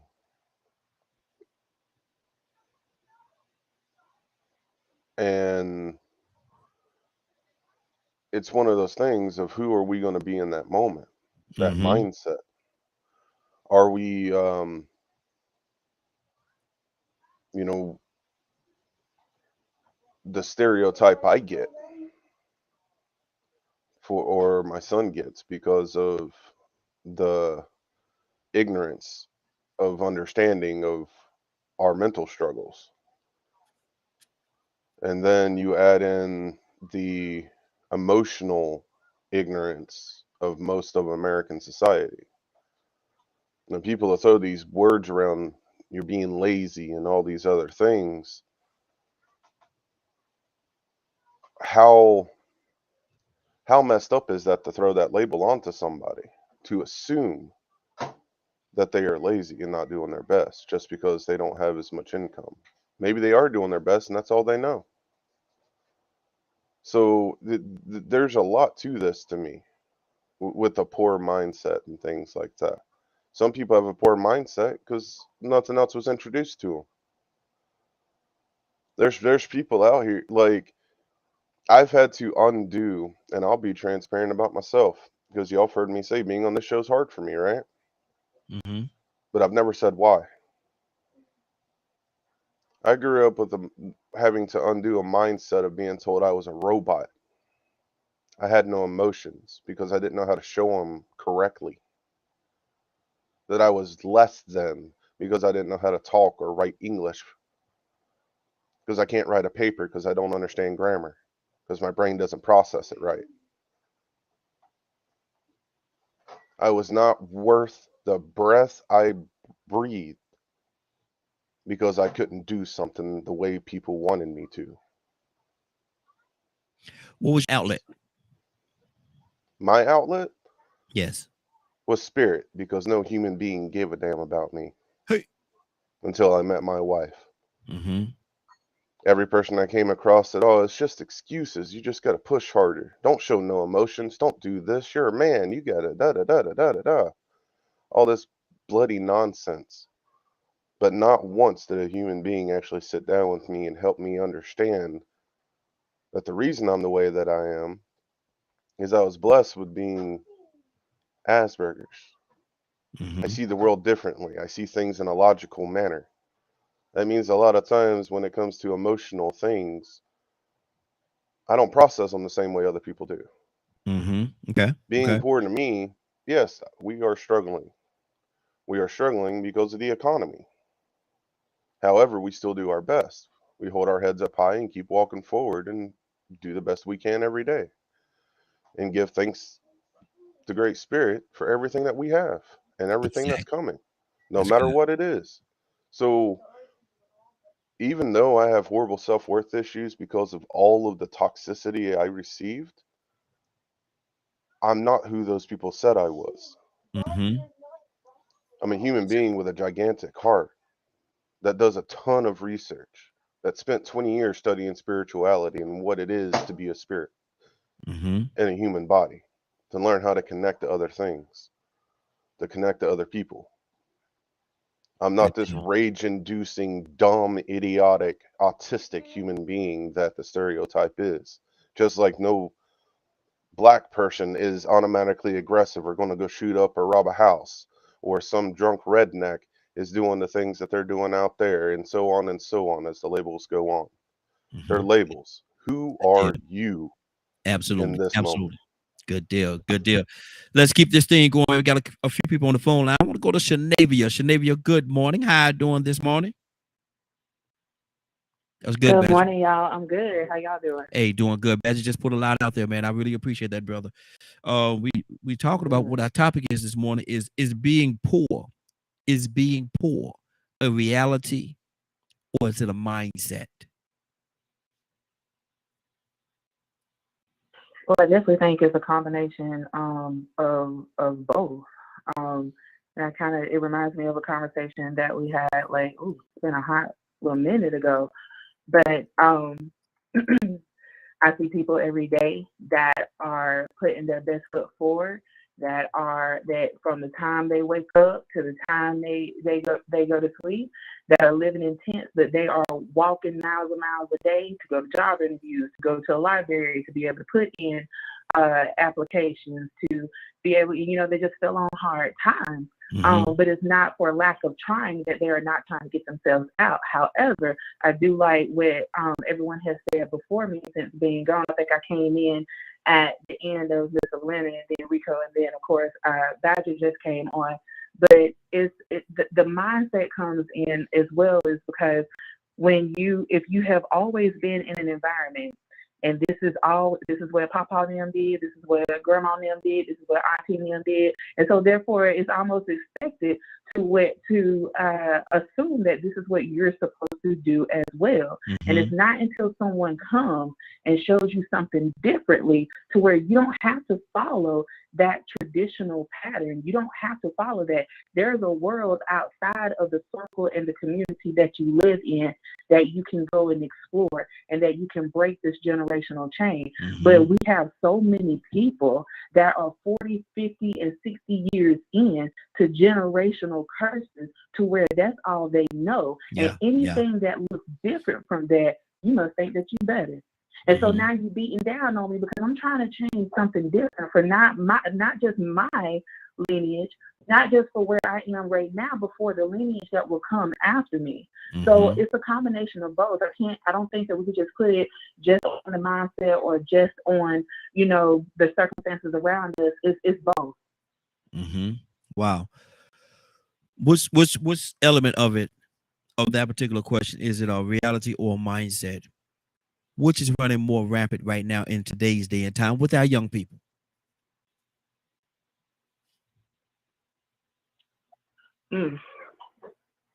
That's a good question. And I'm gonna try to be careful and not try to be very transparent and honest, but try not to be so biased with it. With our young people, I have to say I'm leaning more towards the mindset. Mm. And the reason why I say that it is the mindset, because most of our younger generation are coming from, like Rico said, they had to learn it from somewhere. And to challenge it, and on top of the fact, we have to look at the society that's around us. If you're not getting money from TikTok, YouTube, or Instagram, then for this generation, it's just like, okay, well, what else is out there? I want to be an influencer. Mm-hmm. And if I'm not becoming an influencer, which is very, that's very in right now, that's almost the number one job that you would hear kids now talking about becoming. Not, it used to be, I want to be a basketball player, I want to be a football player, I want to be a doctor, I want to be some of those things. We're now in the generation to where becoming an influencer and sitting on podcasts and sitting in front of your camera is a job now. Mm-hmm. So if I can't do that, I just sit and talk to people every day. So why can't I get paid for it? And if I'm not going to get paid for that, then I don't know what I want to do. I'm not going to do anything. Mm-hmm. So I think right now we're in the place of a mindset, because we live in a microwave society. If we want what we want, we want it how we want it. Mm-hmm. Exactly. That's good. Joseph, good morning, sir. How are you doing this morning? Hey, good morning, family. Hey. How you doing, sir? Hey, doing good. We're asking a question, brother, and I want to hear your heart on this. Is being poor a reality, or is it a mindset? Well, I guess it can be a mindset sometimes if you internalize what people say about you, or how you perceive yourself to be in terms of society. When I was little, I know I was poor, but I was surrounded by love, and we just kept busy doing things, playing games and stuff. And then, in Easter time came around, we got these nice clothes, man, and shoot, we know how to appreciate nice clothes when we got them. Mm-hmm. And of course, our mother told us that we wear a certain set of clothes for church, a certain set of clothes for playing. So that became the routine for us, And then when we got old enough to realize that if you go out and work, you could earn some money, we started cutting grass and Well, I went to the field to chop cotton for $10 a day, and made my own money. Man, there was a good feeling attached to that. You know, I thought I was a man when I came in the house. You know, I was like, hey, you know, I got my own money. Yeah. So I guess you can internalize those things. You know, I look on TV and saw people with nice things or whatever, but I appreciated the things that I worked for and got for myself. And that was a good feeling for me all my life. Wow. You know, I remember one time I was ashamed because the house that we were renting had a leak in the roof and the water would drip in the living room. And we'd have to put pots on the floor to catch, you know, the water. Yeah. And I never forget, I was somewhat, you know, getting a little older and meeting these little girlfriends, and I wouldn't bring them to my house. So I moved in with my aunt because she had a nice house, nice clean house. And that was one time when I felt the sting of poverty. But even in that, it made me determined that when I got older, I was going to have me a nice house. So I bought 3 of them. And then I passed the knowledge on to my daughter and my grandchildren. So I showed them the importance of owning your own house and how to use it. I like what you just said, man. What a fool in his money would be, how you put it? A fool in his money will soon depart. Will soon depart. Yeah. I gotta keep that one, bro. But I learned in my poverty, I learned how to respect wealth, how to get it. So I can't really say I was poor. I really think I was rich because of my experience. It made me rich. I mean, and then I know how to treat people. I know how to respect people who don't have. You know, and I think with our kids today, I think, was it Rico or Leonard? Somebody said that we adults are lazy, you know, in terms of getting out there and working with the boys club and, you know, working with the Boy Scout. Huh? I think those were Rico. Who said that? Rico. You know, yeah.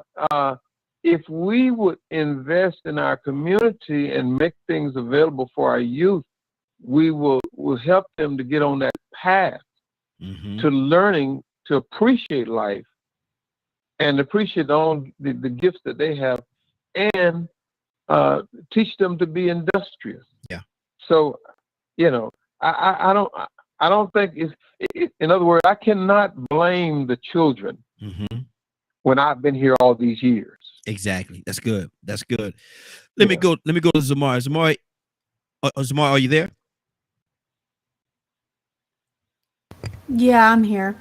Okay, good deal. Are there certain traps? Are there certain traps in our society that is set to keep people poor? Traps? Yes. Keep people poor. Yes. My husband's saying, yeah. I mean, I suppose there is. I mean, I don't really know. I mean, I don't know on what scale. I really don't know how to answer that, if I'm being completely honest. Okay. Because your mind can be a trap. You know, your circumstance in general could be a trap. Maybe you don't have money for a car, and you don't have money for an Uber, or you're in a situation where there is no Uber. There is no taxi. There is nobody to help you. That's a trap. You're stuck. So, you know, but beyond that, I really don't know how else to answer that, Raheen. I'm sorry. No. It's all you're honest. That's all I suppose on your heart, and you're honest, and I definitely appreciate that. Mr. Hicks, what do you say to that? Do you think there's certain traps in this society that keep people poor? For sure. My people destroy for a lack of knowledge. We don't have an understanding, never have, of how economics work and how the trap is set. Mm-hmm. Uh, you would think that we would get somewhere along the line, college or high school, we get some kind of economic knowledge about credit, Mm-hmm. about the importance of credit, and about understanding how the banking system works. And sometimes putting your money in a bank is not the best thing you can do. Yeah. I think we're on the subject. I think we're in a little space now with with technology and the internet and blockchain and bitcoins, where there's a unified struggle to recoup our system of printing money. Mm-hmm. The reason we have a deficit basically is because we print money. And Mm-hmm. no president wanted the system to fall on their watch, so they just increased the budget. They increased the ceiling, but it's Mm-hmm. going to fall. And I think that right now, I think it'd be a good time for folks to really put some thought in checking out what's happening with the Bitcoin, what's happening with the Mm-hmm. blockchain, what's happening on that level, and take advantage of some of the things.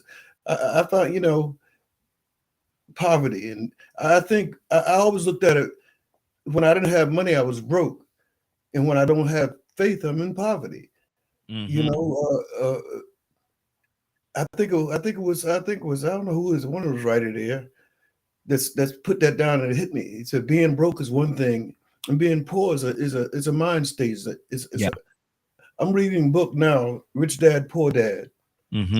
and a millionaire mindset, Yeah. and Mm-hmm. it lays down the way poor people think versus how rich people think, and Mm-hmm. it's a real contrast.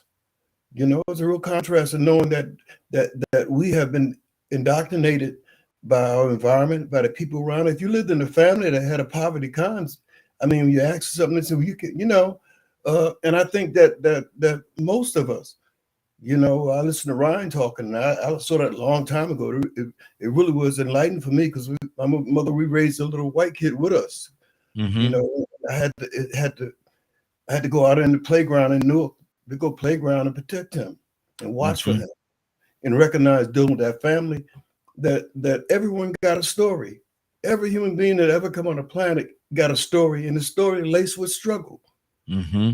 You don't see it. You think because they're born with a silver spoon that they don't have, but there's certain things that we have human beings that's all similar, Mm-hmm. and it's a need to reprogram yourself. We've been programmed. We're programmed by the programs on television, by the people around us telling you. My mom just say, just like your daddy, Mm-hmm. Yeah. Yeah. just like your daddy. You're gonna be nothing like your daddy, and and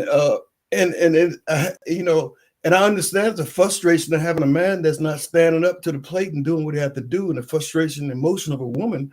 But when she say these things, it's putting something inside the children, put something inside of me.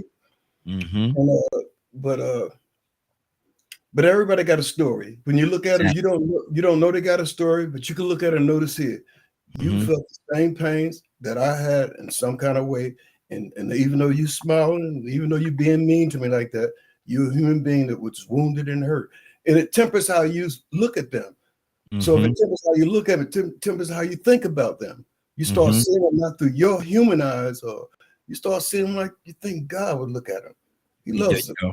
He Exactly. loves Exactly. Good deal. Good deal. 508-924-3521. 508-924-3521.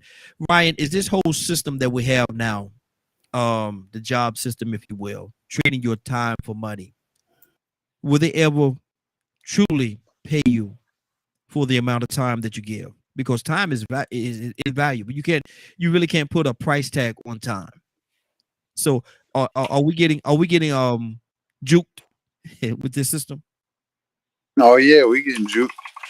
Uh, I mean, I make a pretty honest wage where I'm at, and I have no reason to complain. But I tell you what, after this conversation, I'm finna start me a OnlyFans. Oh Lord. I'm put my feet up on the camera and make millions. My wife in there tripping now. Um, but yeah, I mean, it's that simple, right? These these people out here, they don't really, especially younger generation, understand what it's like to work for $1. Mm-hmm. And you know, we've talked about this before on the broadcast. I got these guys coming in and trying to act all hard and tough and buff, and they're gonna come in here and run my show. And then they work for a few hours and they quit because it's too Mm-hmm. hard for them. Yeah. Yeah. And they want to go to the house. Like, I can't remember who it was that said, they out here looking for a platform. And so they want to go to the crib, and could be anywhere from 18 to 60. I didn't seen it as high as 65. People starting up these OnlyFans accounts and going out there showing their goods. And at first they ain't showing their face; they're just showing the body. Mm-hmm. But then they read, and oh, if you show your face, your income's gonna quadruple. So they do it, and they end up making. I think this one teacher in 3 years, she made like $1.5 million just Good for Lord. showing her flesh on the screen. Mm. And I'm like, man, and of course it gets you thinking, why am I out here busting my rear? I go out there and put my beard on the camera and maybe make a few dollars. Hey, Uh, there's an auction going on right now for your beard, man. You might want to read the chat. There's They an know auction. me, man. You might want to read oh, the man. chat. My wife trying to claim my beard. She get Exactly. mad when I cut it off. Mm. Uh, sometimes it be too hot. Anyway, Mhm. but yeah, I mean, that's crazy talk, man. It just selling flesh, and people wonder why we are in the state that we are. And we had a These conversation talking about the moral compass a couple of weeks ago, maybe last week. And you got people doing things like this, man, and you wonder what's going on with the morality of the society in which we're living in. Man, yes, it's sir. crazy. It's crazy. It is And, crazy. and I think it's a mindset that people have adapted to. Mm-hmm. You can get on Twitch, and you can play your video games, and people will log in and watch you play video games. Yeah. Never in my life Yeah. did Yeah. I think that somebody was going to sit around and watch somebody play video games. Why not go Mm-hmm. play the daggone game yourself? Exactly. But you got all these platforms: Twitter, Twitch, Facebook Live, YouTube, Instagram, TikTok, OnlyFans. Like, there's all of these things out there, and it's a trap. Yep. Like you were saying, it's a trap. Mm-hmm. It's a trap to get you to stay home and be isolated in your home. Mm-hmm. And I could Dumb, branch out dumb it and down. go into all Mm-hmm. these different avenues, right? Putting the Mm-hmm. mask on your face, and oh, you can't go to work. You got to stay home. COVID's out there. It's a trap. Mm-hmm. It's a trap. Yeah, Are they people are, they are they lie. trying People to say, dummy us down? yeah, Or yeah, yeah. have they dummied us down? They have dummied us down. Look, Mm.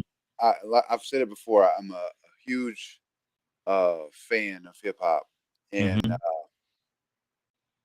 I spent a lot of time listening to Tupac, and he predicted a lot of the things that we're seeing in the music industry today. Mm-hmm. He talked about this mumble rap many Mm-hmm. years ago, and, Wow. and I've read some things, and it may be too far out there.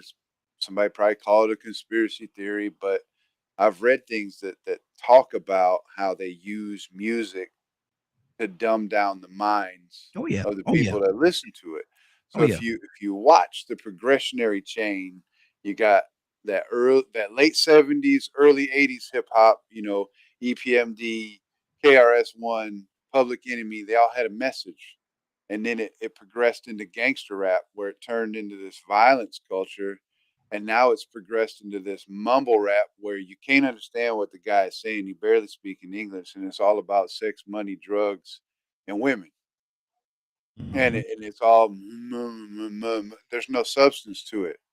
And that, when you listen to those things, it messes with your mental game. So it's a Mm-hmm. trap. Mm-hmm. Exactly.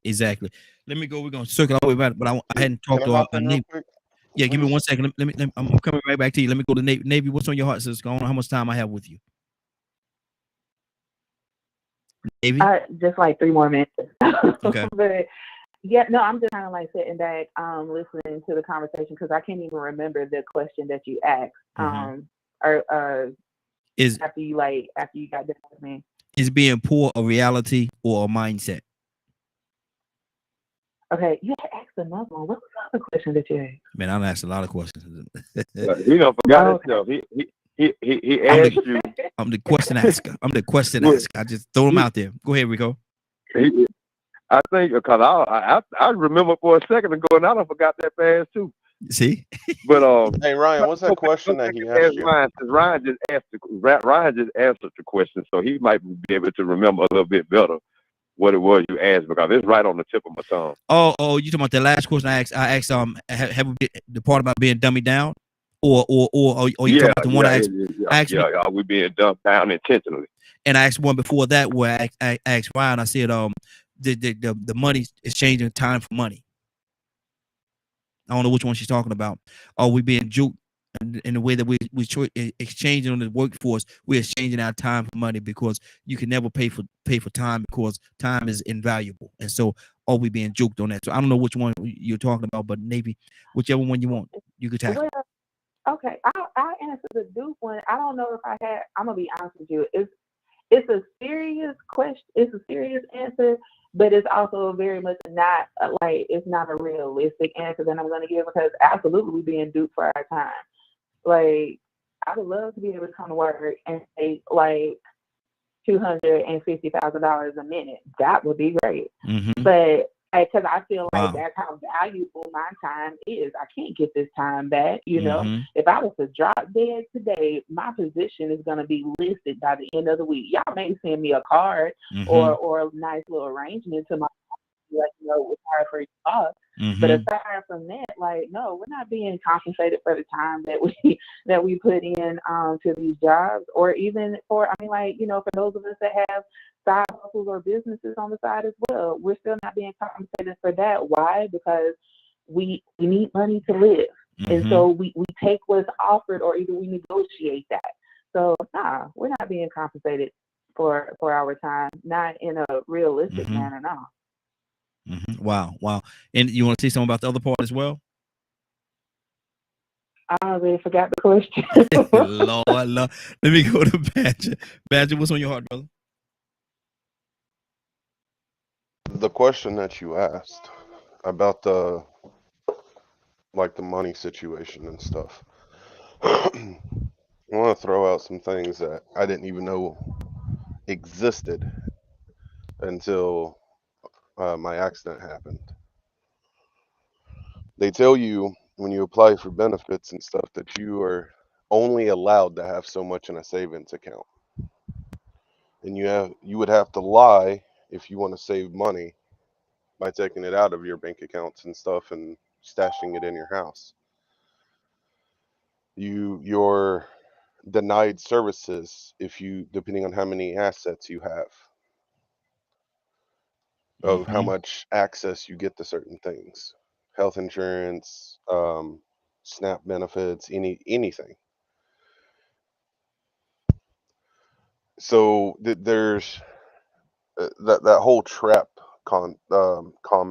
You know, it's wild when a person wants to save up to better their situation, and by doing so, they can lose everything that they're getting. Like that's a messed up thing to think about as far as a mindset goes. Like, what kind of mindset does that put on you? How much stress does that put on you? You know, if you're doing your best to live right and to not lie and things of that nature, yet to deal with the way the laws and systems are set up, you have to lie.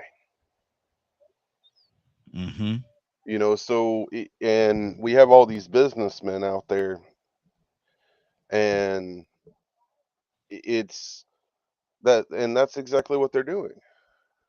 They're lying on taxes. They're lying to us. They're doing whatever they can by any means necessary.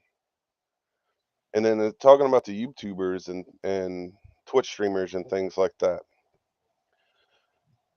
there a lot of them that I've come across that actually have a pretty decent channel are messed up, and they're going to therapy and stuff like that because they've had to create this persona to make that income. They have to almost be a fake self where they have to portray being happy all the time or something because that's what their channel is all about, but they're messed up inside. A good example of that, Robin Williams. And Wow. I could just go on as far as that's concerned. That's good. So when it comes to mindset, money isn't everything. And when you're having to sit back and actually observe and you get to know these people that are being, called lazy or so on and so on, a lot of them don't have access to help. If you ain't got the money to pay for it, you in trouble. You are. Yeah. So and if your mental state makes it very hard or difficult for you to be able to make an income, you're treated even worse and you still don't get access. You have to fight for it nonstop. What motivation is that? Knowing that it could take you 5 years to get a therapist or to be able to see a doctor. Like, uh, being poor comes with its own struggles. Being rich comes with its own struggles. What are you sacrificing to earn that money? That's good. What morals are you sacrificing? And then you throw in the kids and the younger generation that's coming up after that. They're seeing rich people screw everybody over. They see those that are less fortunate having the struggle getting any access to help. And then those that are in middle class that are, you know, doing decently well because they actually were able to purchase a home or own a home and things of that nature are just getting by every day. Like, where at in our society, as far as the class levels go, is people truly benefiting? Good deal. Good deal. 508-924-3521. 508-924-3521. Zamar, you had something on your heart? Cassandra, coming to you next. Yeah, Badger keeps talking about, people being lazy and how that's misconstrued. If you see someone who's trying really hard, or you're trying really hard and then you get called lazy. Well, nobody is going to call, in my experience anyway, no one is going to call somebody lazy when they see them putting in that work and that effort. You can tell the difference between someone who is struggling and putting in their all and someone who isn't putting in any work at all. That's the difference between those two categories. My husband has worked very, very hard. And even when he was working his hardest, we still were poor. We still didn't have anything hardly, right? So there is a very, very large contrast between the two in my experience. So that's it. Yeah, good. It's good to Cassandra. Good morning. How you doing this morning? Good morning. Cassandra, we're talking about being poor. And is being poor a reality or is it a mindset? What do you say to that? I believe it's both. It's both because there are people that actually have a lack of the things that are needed, that are necessary for life.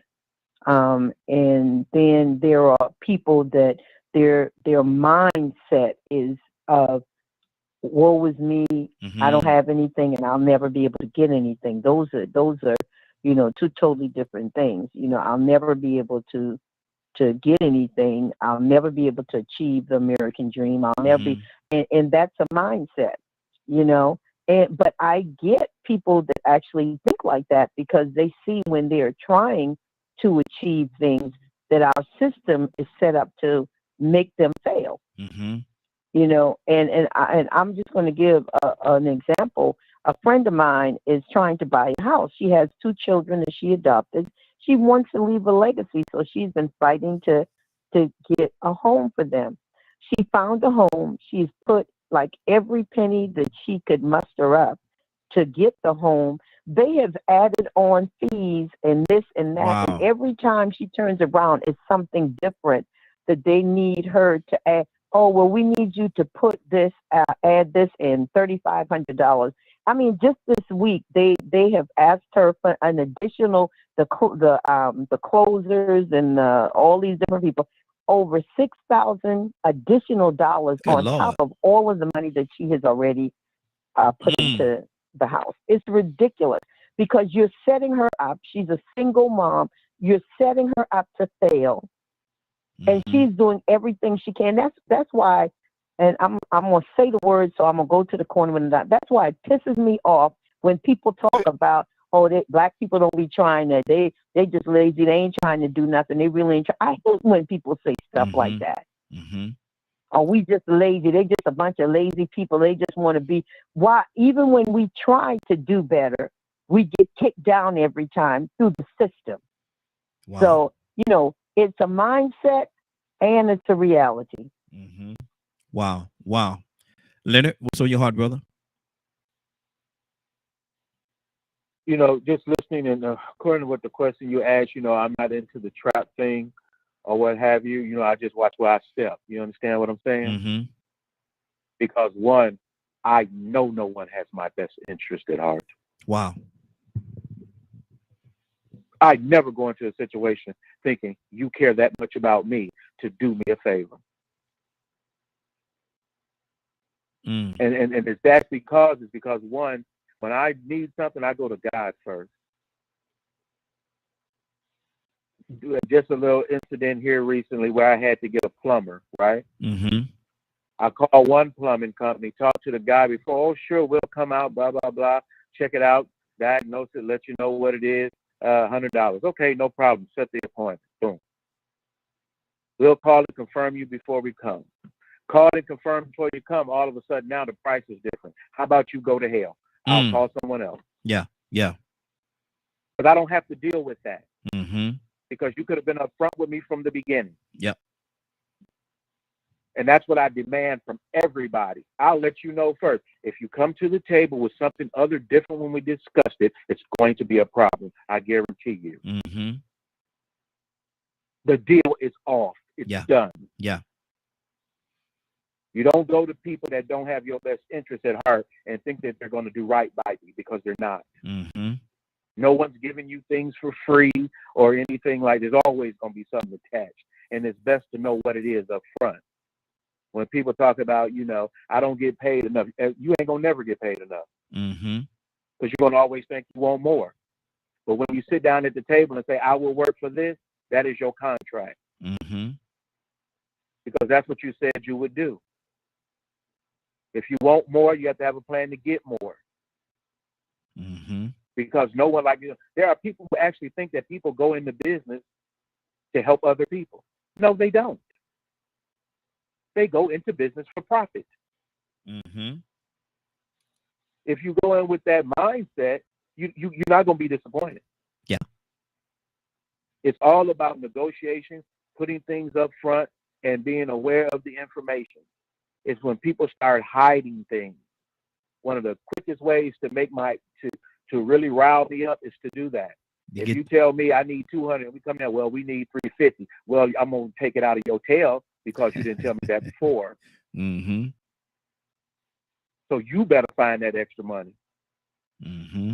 Mm-hmm. And it's real difficult to deal with that. But that is how this world is. Don't expect the devil to do you right because he's never going to do you right. And the deal is never going to be in your favor. Mm-hmm. Exactly. So it's best that things up front and honest, and you know what you're getting to ahead of time instead of feeling like somebody trapping you or somebody doing it. Ain't no trap if you volunteer. Mm-hmm. Mm-hmm. What kind of trap is that? It's no, you know, like I said, for instance, You complain about slavery, but then you volunteer for the system. Mm. What Wow. do you think the system is about? Mm-hmm. And I got this T-shirt, Leonard. I think you saw it. The T-shirt that I have, it says, "Don't live with the devil and expect Jesus to pay the rent." It don't work that way. Don't do it. It Don't do it. It don't don't. ever invest in that at all, or you're gonna be homeless.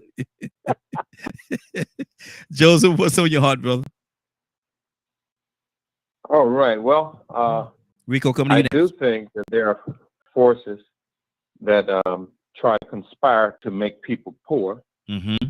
And one of the reasons why I came to that conclusion is because when we settled the lawsuit against Coca-Cola, first of all, they started shredding documents. I knew something was wrong then, but when the judge issued a cease and desist order to Coke, and then information started leaking to us, the NAACP and the lawyers.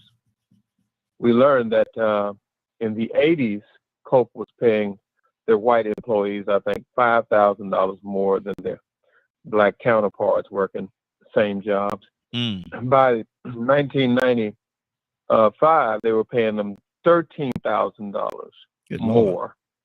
And then when I looked at that, I said, well, I've heard people talk about, black people making less than their white counterpart and women even making less. But I had never seen it with my own eyes. Mm-hmm. So that's one of the things that showed me corporate America. Now, recently when Trump and Ben Carson got together behind closed doors to do the bidding of the rich, wealthy investors, they cut the regulations to housing. Mm-hmm. They cut billions of dollars from affordable housing, which affected Section 8 and so forth. Now, I get calls every week from some investor trying to buy my house. Mm-hmm. That hadn't been happening. Yeah. That's a new thing. Mm-hmm. And then when my daughter's rent went from $900 to the guy wanted to jump it to $1,700. Good Lord. And then wanted to force her to move so that he can get that kind of money because the regulations have been altered. Mm-hmm. And then eventually she had to move out. But then when trying to find another apartment, she had problems because of a blemish on her record, Mm-hmm. her credit report. Yeah. So now does the system conspire to make people poor? You better believe it. I drive down Tara Boulevard to pass these extended stays and I see families. I mean, so many families in there trying their best just to have a place to stay every 2 weeks. Mm-hmm. Say so, Yeah. bruh. Say so. Yeah, Mm-hmm. yeah. The system conspires to make people poor, and so then I was at a meeting here recently with the county commissioners, and they were getting upset because folks were creating boarding houses out of their houses. They turned the garages into extra room. Mm-hmm. Why? Because people can't afford to pay this, $1,400 and $1,500 a month for rent working at Walmart. Yeah. Yeah. So, yes, the system conspires to make people poor, and it's done deliberately. And those people with money are the one controlling the politicians. And if we don't stand up and speak out, all of us going to be poor. Mm-hmm. Wow. Wow. 508-924-3521. 508-924-3521. Asking the question, is being poor a reality or a mindset? Rico, talk to me, brother. Who? Rico. Oh, okay. Now we mankind, the consumers anyway, which is the majority of us, hamsters on wheel, man. Mm-hmm. And then you have a few people like Tupac that really understand it. You know what I'm saying? Like Ryan, people that can understand it, people that can foresee the future, because there's really one true thing that can only happen with nature. But sometimes you see some unnatural things like families on the side of the road. He said, man, that don't make no sense on God green earth that people have to be homeless out here like this, man, and they trying. Mm-hmm. But guess what else don't make sense? If it don't make dollars, it don't make sense. Mm-hmm. See, that's the compromise. You got to compromise between those two. You have to compromise your natural time. No, I mean, this is natural. This is something that you have to do to give your, I'm gonna say, non-conditional time that you need to give to your children and to your family, or to things that is of importance for survival. You have to sacrifice that and trade that off for money. Why? Because the cost of living. See, we hear the word the cost of living, and they don't even really understand what that means. You got to pay to live. Mm-hmm. So mankind has created a system and an institution, an economic system where you have to pay to live, where you have to survive with the cost. Can you imagine God creating life in the earth where you walk around and you can't trust the next man to look out for your best interest? We in between a rock and a hard place. Yeah. Either we're going to be godly and do what he wants us to do, or we're going to do what business tell us to do. And business tell us each man for himself. If it don't make dollars, it don't make sense. So we're trying to make sense out of it. We try to make sense out of accomplishing this man-made construction, along with trying to maintain the integrity that's needed to survive. But as long as things keep on getting inflated and the cost to live continues to increase, then we're going to continue to be in an unnatural order. So, I mean, I think about how, sometimes people don't have access and opportunity because of the way that the world is set up now, because of the systems and institutions in place. Is it a trap? Yes, it's a trap. When being discouraged will cause you to be mentally and financially poor. Yeah. Because you give up. And see, some of the systems in place from day one have been designed to not only discourage certain people from trying, but to also restrict certain people from trying. And we have too many instances of that. So yeah, these traps do exist.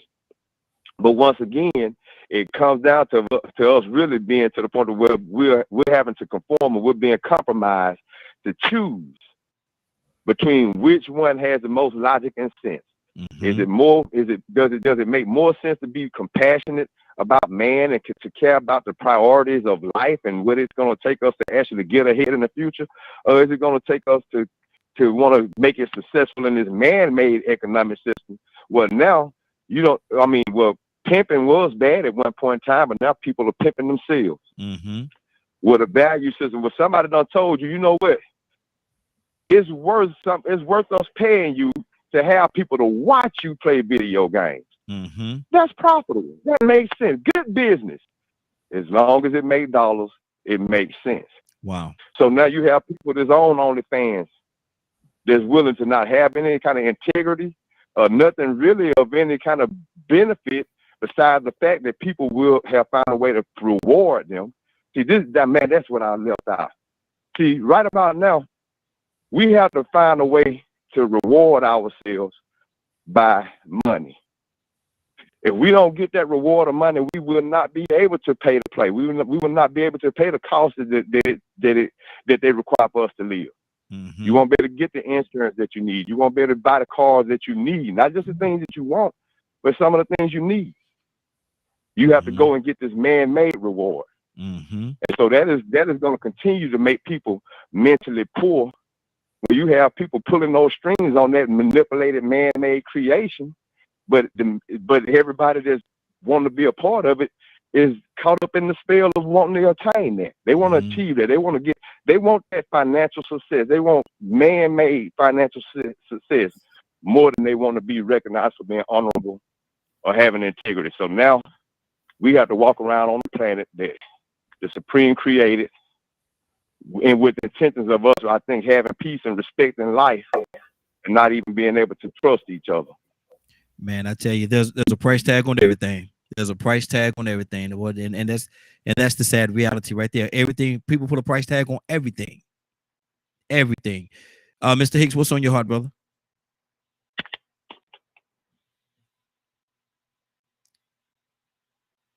Mr. Hicks, you there? Oh, and pull it back in. Me? There you go. Somehow you got kicked out. I don't know what happened, but yes, sir, we can hear you. Yeah. Okay. Wow. Wow. It, the cats thing to survive. You know, in the world we live in, if you don't have money, you're dead. In a sense. Wow. I mean, so you're caught in the middle. You're trying to balance it, and the balance is not to worship because you can't serve. You can't serve it. You know, thing like Rico's saying that you got to make you got to you got to decide what's important. You know, the money will be here. When we leave here, everything, the world still keeps ticking. It's still going around.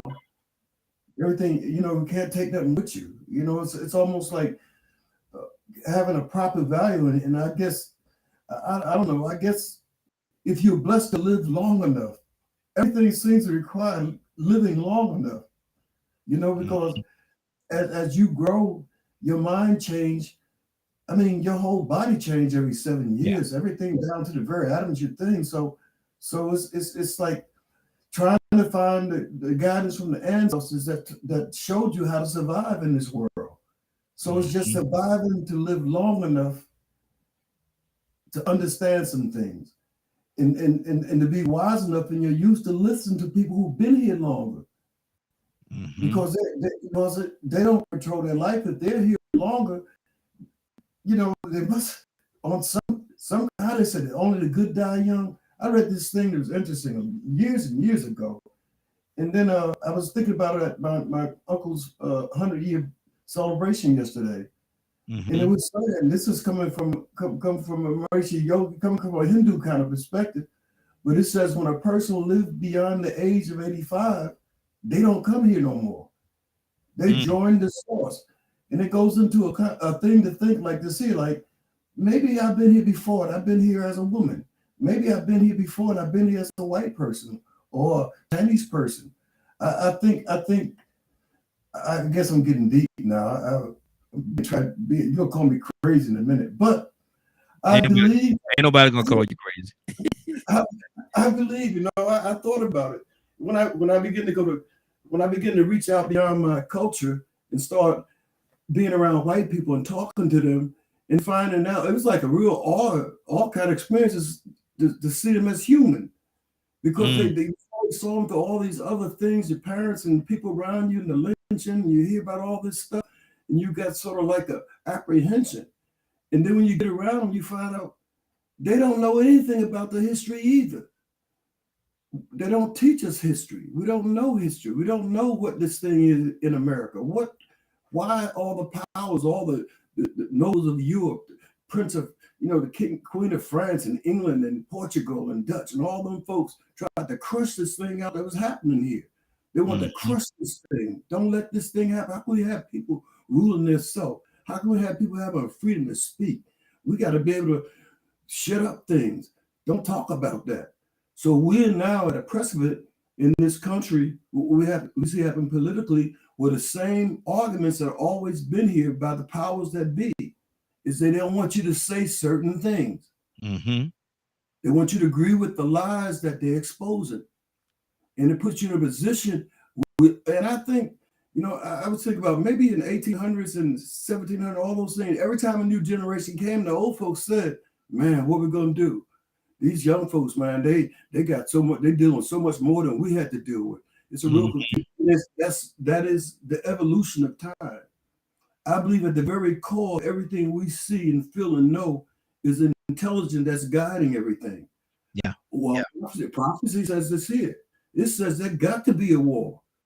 It says it's a war of Armageddon where all the forces of evil is going to be around against the forces of righteousness, and there's going to be a fight. And there's going to be a battle. Wow. That's good. That's good, brother. We're gonna go Cassandra, Zamara, then we're gonna circle around. We only got a few more minutes, so I'm gonna touch as many people as I can before we get out of here. Cassandra, what's on your heart? Yeah. Cassandra? Probably nothing it's probably nothing that I can add to what haven't already been said by some member of our panel. But the bottom line is that the changes are coming so slow now. The poor. I don't know. As a Christian, the Bible says we're supposed to take care of the poor and the widows. That's the Bible. So anybody dispute that, just go and talk to God. But that's what the Bible says. That as Christians, we're supposed to take care of the widow and the poor. So when we're not doing that, and I feel like a lot of Christians, a lot of churches are not doing that.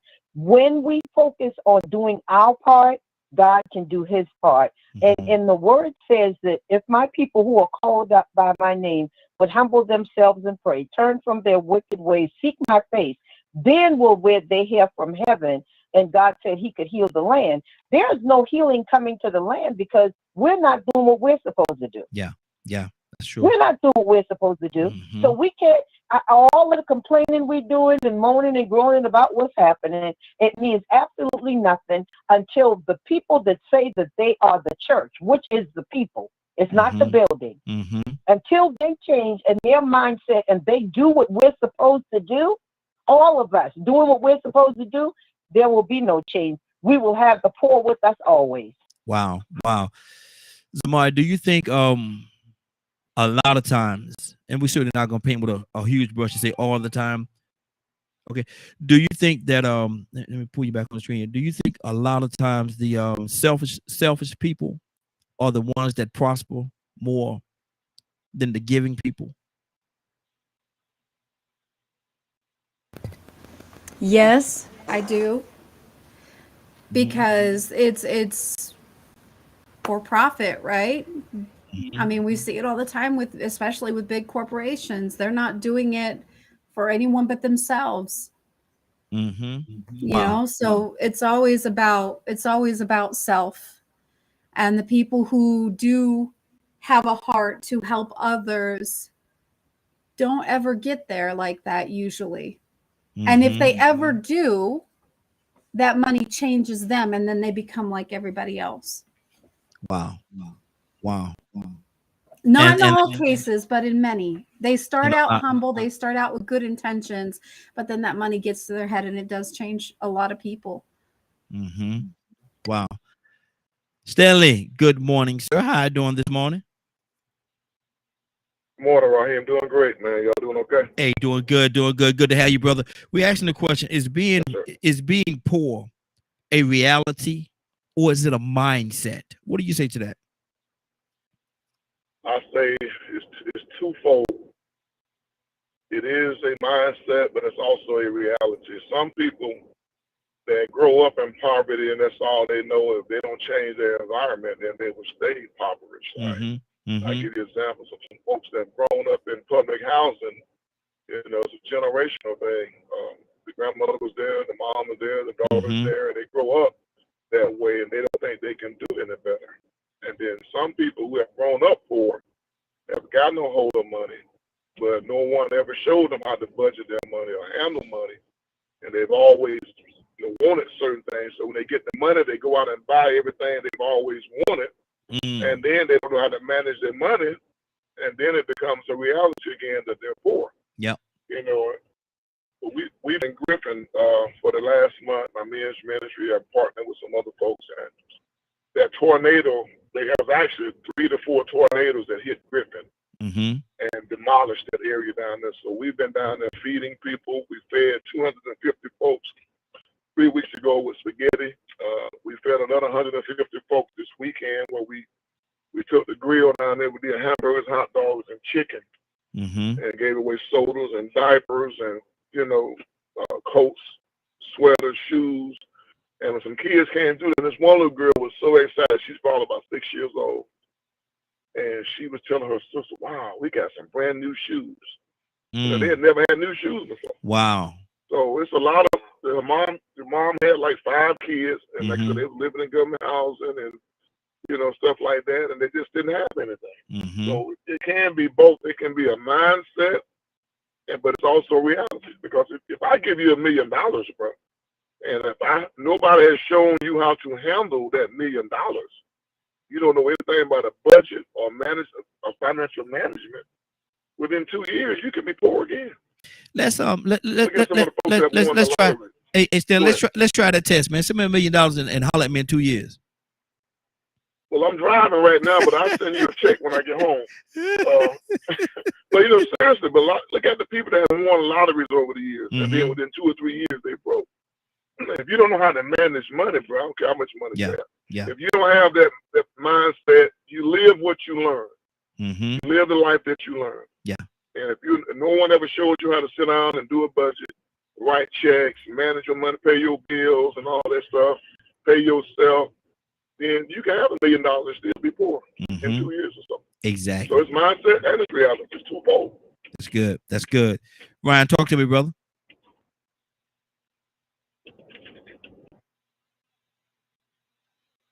What's happening?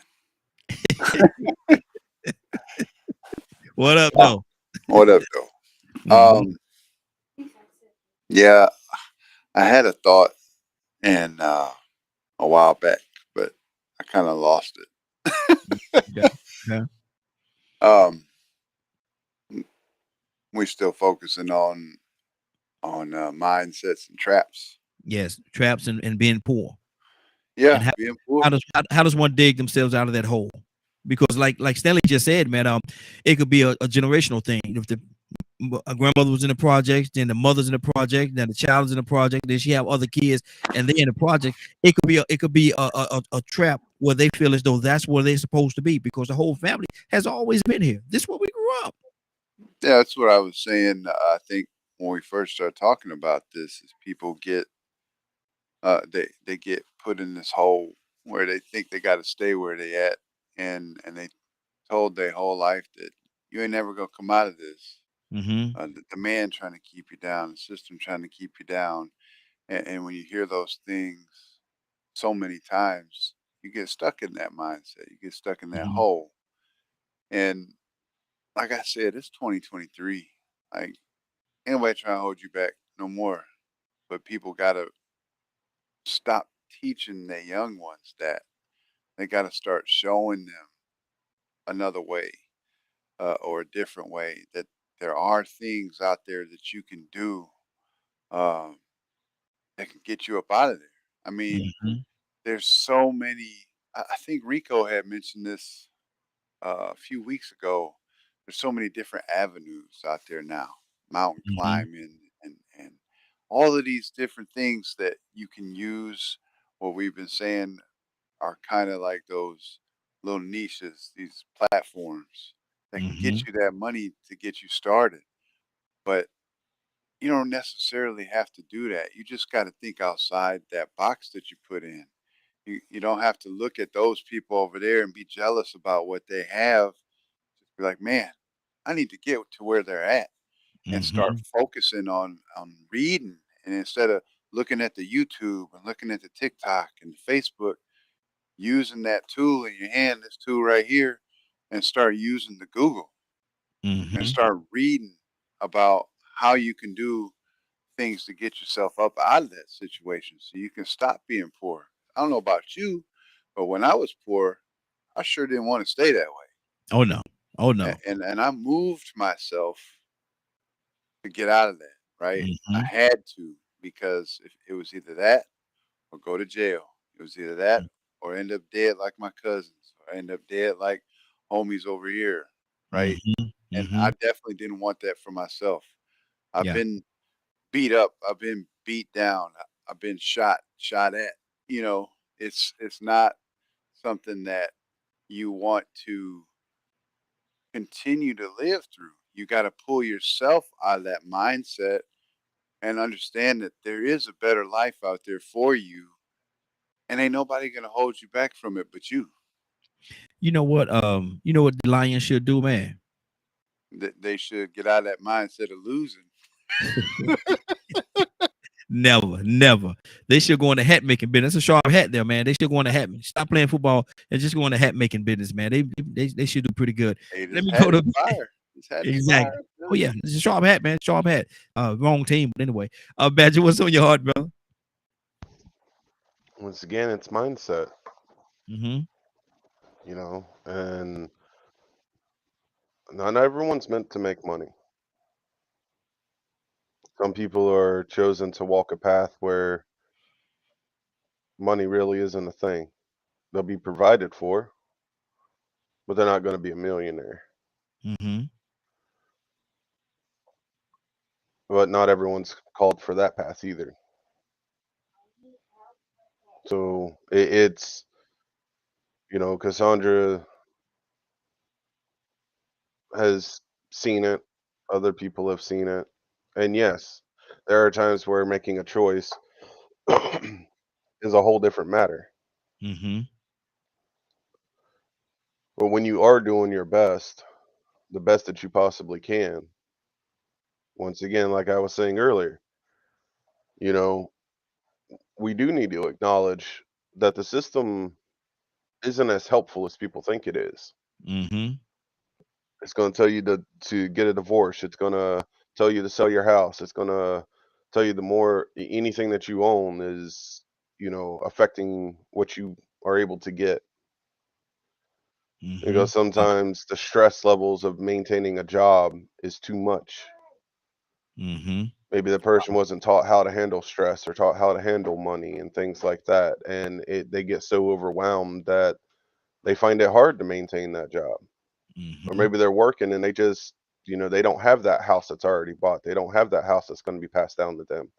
They have to figure out how to make 3 times as much to get approved for that apartment. Wow. So maybe they have to go, find some friends, work with them, and hope they're actually going to keep their word and pay their part of it. Rent a 3-bedroom apartment, working together. Like, I feel sometimes that things are said to say that things are easy. It's not easy. Mm-hmm. There are young people that are going to be fortunate to have things be passed down to them once their parents pass away and stuff like that. And then there are those that don't. They have to go out there and deal with the everyday struggle of trying to maintain. Mm-hmm. And with the way our society teaches selfishness, it's hard. It's a struggle. It 'Cause, is. It is. you It. know, Mm-hmm. I, you made a comment earlier about people that walk the best path that they can walk. Mm-hmm. Servants, people that have devoted their life to be a servant. They ain't rich. Mm-hmm. They get enough to survive on. Exactly. And Exactly. when they actually are in need and they ask for help, they're told no. Good deal. Got to They're get ready to get refused help. exactly. Got to get ready to get out of here, man. But I'm gonna tell you something. One thing that I always had an issue with, and Cassandra, if you can stay by, and let me do this right. I forgot to even do this, Cassandra. I apologize, man. You had a great event on Saturday. The event that you put on the Morse Ford Bridge, that was powerful, sis. Loved it. I loved it. That was powerful. It's Cassandra. Thank you. Yeah, absolutely. And that's all we get. See, I thought she was gonna say something and elaborate on it a little bit. She said, "Thank you," and put the mic back down. Lord Jesus, Lord Jesus. But one of the things that and I know this is not what Badger meant when he said this, but one of the things that I've always had an issue with is somebody waiting for somebody, hoping and waiting. Well, I ain't gonna say hoping, but waiting for somebody to die so they could get their come up. Man, that's terrible. So basically, you said only time you're gonna be on the up and up or have something is when you're waiting on somebody to die so you can get some benefits or something like that from their death. Man, that's terrible. That's terrible to me. I don't, Rico. What do you say to that, brother? That's to me, that's terrible. It goes back to the world we live in. I'm glad you said that, man. 'Cause you led into what was on my heart, man. Mankind has been compromised. Mm-hmm. And now we have to make a choice between what God loves and what man loves. Mm-hmm. See, Mm-hmm. if you're really about what God loves, then what Cassandra said about your purpose about taking care of men, women, children, or the children and the women and the poor, that's supposed to be true. Mm-hmm. It ain't supposed to be about no wealth. If you can't pay, you can't play. Yeah. But see, here it is. We have substituted our purpose. And the main purpose was to profit from humane righteousness. That's what God wanted. And we done substituted it for financial profit. Mm-hmm. Instead of humane, righteous profit, people want financial profit, which is man-made. It's not natural. Instead of the purpose being spiritual profit, we want that money. If it don't make dollars, it don't make sense. So even the things that used to make sense and was plenty of logic, now you're stupid if you do that. Man, why you over there reading that book? Ain't nobody gonna pay you to be smarter. Who going to school? You go viral. It don't make sense to do the right thing or the logical thing no more because you know the financial profit that everybody goes after. So that's where we're stuck at. We're in between that battle. You know, even Christians. Most people in between that battle of profiting spiritually and profiting financially. And in some places you're gonna have to sacrifice one or the other. And that man-made love is what many people don't want to sacrifice. So we have to ask ourselves, you know, why, how is this mental poverty or even being created? Where is it coming from? I mean, we know it exists. But where is it coming from? How do they make it succeed? How are they making mental poverty something that's really working? And you can see it all day long. It's a matter of just breaking it down and acknowledging it, because some people ain't gonna want to acknowledge that's what the problem is, because they love financial profit. Yeah. You know, but it's real odd to me, you know what I'm saying? I always have noticed that, you know, back in the day, we always grew up wanting to be like Martin Luther King or, you know, Malcolm X. Nowadays, they want to be like Jay-Z, Young Thug, and Kanye. Why? Because they have succeeded financially. They billionaires. That's who you want to be like. You don't want to be like the first black heart surgeon or the first man that did the heart surgery. Yeah. You know what I'm saying? I mean, you got all of these other people that in the past, those are the ones that people used to look up to and use as a role model or example. And this is what life is supposed about. Helping promote and move mankind forward into the future. But business don't jive with that. Business actually contradicts that, because it ain't meant to help every man get to the future. It's only meant to get certain people get to the future. And I don't think God is about that. I think God is about everybody. So that's the battle. You know what I'm saying? What's causing this mental poverty? It's a desire for man-made profits. Exactly. And with that being said, Rico, what's going on at 3 o'clock today? If you missed today's show and would like to see or hear the rebroadcast in its entirety, you can tune in at www.dkmmediagroup.com. Good deal. Anybody have anything on their heart before we get out of here? I do. Okay. Badger, you just spoke, didn't you? Well, you said anyone's got something on their heart. Well, I ain't figured you was going to, after going 10 minutes, I ain't figured you was going to jump right back in, no, Badger. What's on your heart, brother? Talk to me. I want to throw something out there just for people to think about. Y'all played a game last week of tell two truths and one lie. What does that teach? And then followed by that, would Jesus have played that game? That's it. I don't think we played it. I don't think we actually played the game to a level where, you know, we was going to contemplate or think about what Jesus would do in that particular moment. That game, from where I'm standing, from where I'm standing on, that game was just a way of us to get to know each other better. The realities about who we are, and because there's a lot of things about each other that we don't know. And so that was just a game, you know, and people take things the way they want to take things, but sometimes I think, and not necessarily talking about you, Badger, but sometimes I think people take something like that and run in a totally different direction. Let me see. I'm trying to let me see. I'm trying to get this thing here. Okay, let me see here. Turn it down. There we go. Okay, but that but that game, to me, that game was just, and everybody may take it differently. Everybody may look at it differently or have a different take on it. It was just a way of getting to know each other, building and letting each other get to know more about each other. Two realities, possibly two things that people don't know about you already, and then one thing that's not true. It wasn't a game that's based on lying or building up a lie, nothing like that. Nah, it had nothing. To me, it had nothing to do with that. Tamara, you wanted to say something, sis? Yeah, I'm just kind of piggybacking off of you there. Yeah, that I know for a fact that was just for fun. That definitely wasn't a what would Jesus do situation. People play games like that all the time for the purpose of how well do you know somebody. Exactly. So putting something out there in that context on a show like this could very well give somebody the wrong idea. Exactly. Cassandra?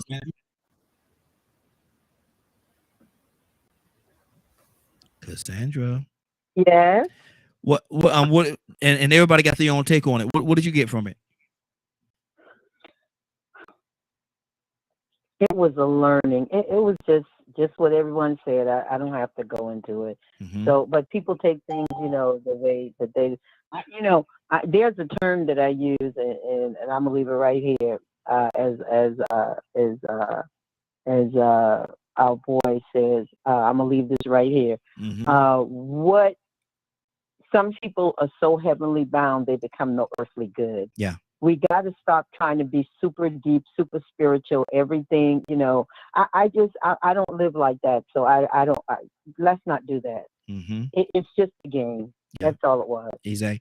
Cassandra, I'm going to come back to you. I want you to pray us out in just 1 second. I want to see Rico. He stepped away and he stepped back in. What did you get from that game, Rico? I got enough from it to hang up because I didn't want to hear that point that was being made. I mean, you once again that's what discernment comes in. 1 minute we got enough common sense and discernment to do research and break down and do 2 + 2 = 4, or 4 divided by 2 = 2. But then the next minute, oh man, we just can't, get no logical understanding that this is just something. I mean, the way that game went down, oh man, it wasn't that big of a deal. I don't know. I ain't gonna address that, man. Just leave it alone. I mean, you go. I ain't gonna address that. That to me, that just wasn't no issue. Okay. And see, and there you have it. Everybody have different perspectives. We're not gonna say nobody's right, nobody's wrong. Everybody have a bit different perspective. I know how I stand on it, and everybody. I want everybody call. I want them to voice how they felt about it. Now, with that being said, Cassandra, can I get you to pray us out?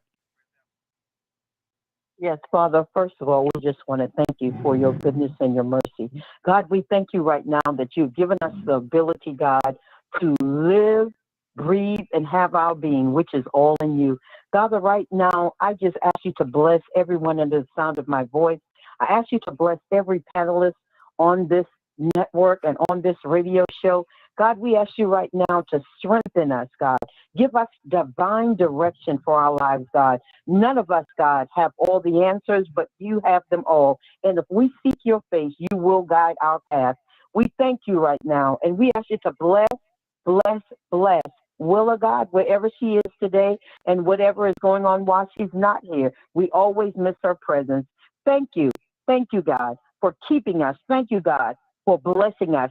Thank you, God, for using us, God, to be a light in dark places.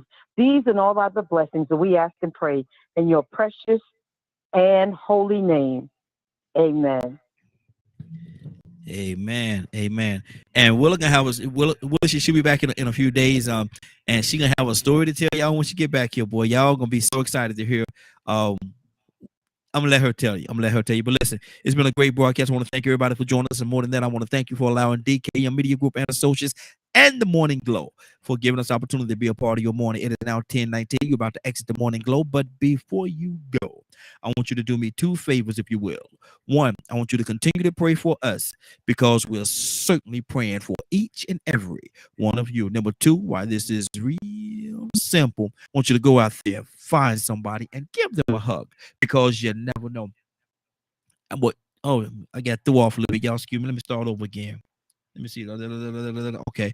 I got through people talking to me doing my closing. No, I have to concentrate on what I'm saying. Though I'm not telling a million times, I will get thrown off, distracted. I got a little distracted there. So let me start again. I want to thank everybody for joining us. More than that, I want to thank you for allowing DK Media Group and Associates and the Morning Glow for being a part of your morning. It is now 10:20. You're about to exit the Morning Glow, but before you go, I want you to do me 2 favors, if you will. 1, I want you to continue to pray for us because we are certainly praying for each and every one of you. Number 2, why this is real simple, I want you to go out there, find somebody, and give them a hug because you never know. It could be the only hug that they get, or it could very well be their last. Love you, and ain't nothing you could do about it. Have a great day and a better tomorrow. And then we shine some of this light on you from the morning glow. Take it out there into this wicked and cruel world that we live in, and let your light so shine. If you get an opportunity, give somebody some love. You just might find some love in return. Won't that be a beautiful thing? Have a great day. Take care of each other. And please, please, please be blessed. Love you. And ain't nothing you can do about it. Have a great day and a better tomorrow. Now we shine some of this light again on you. You got a responsibility. You got a responsibility. And let your responsibility shine in everything that you do. I love you. Have a great day.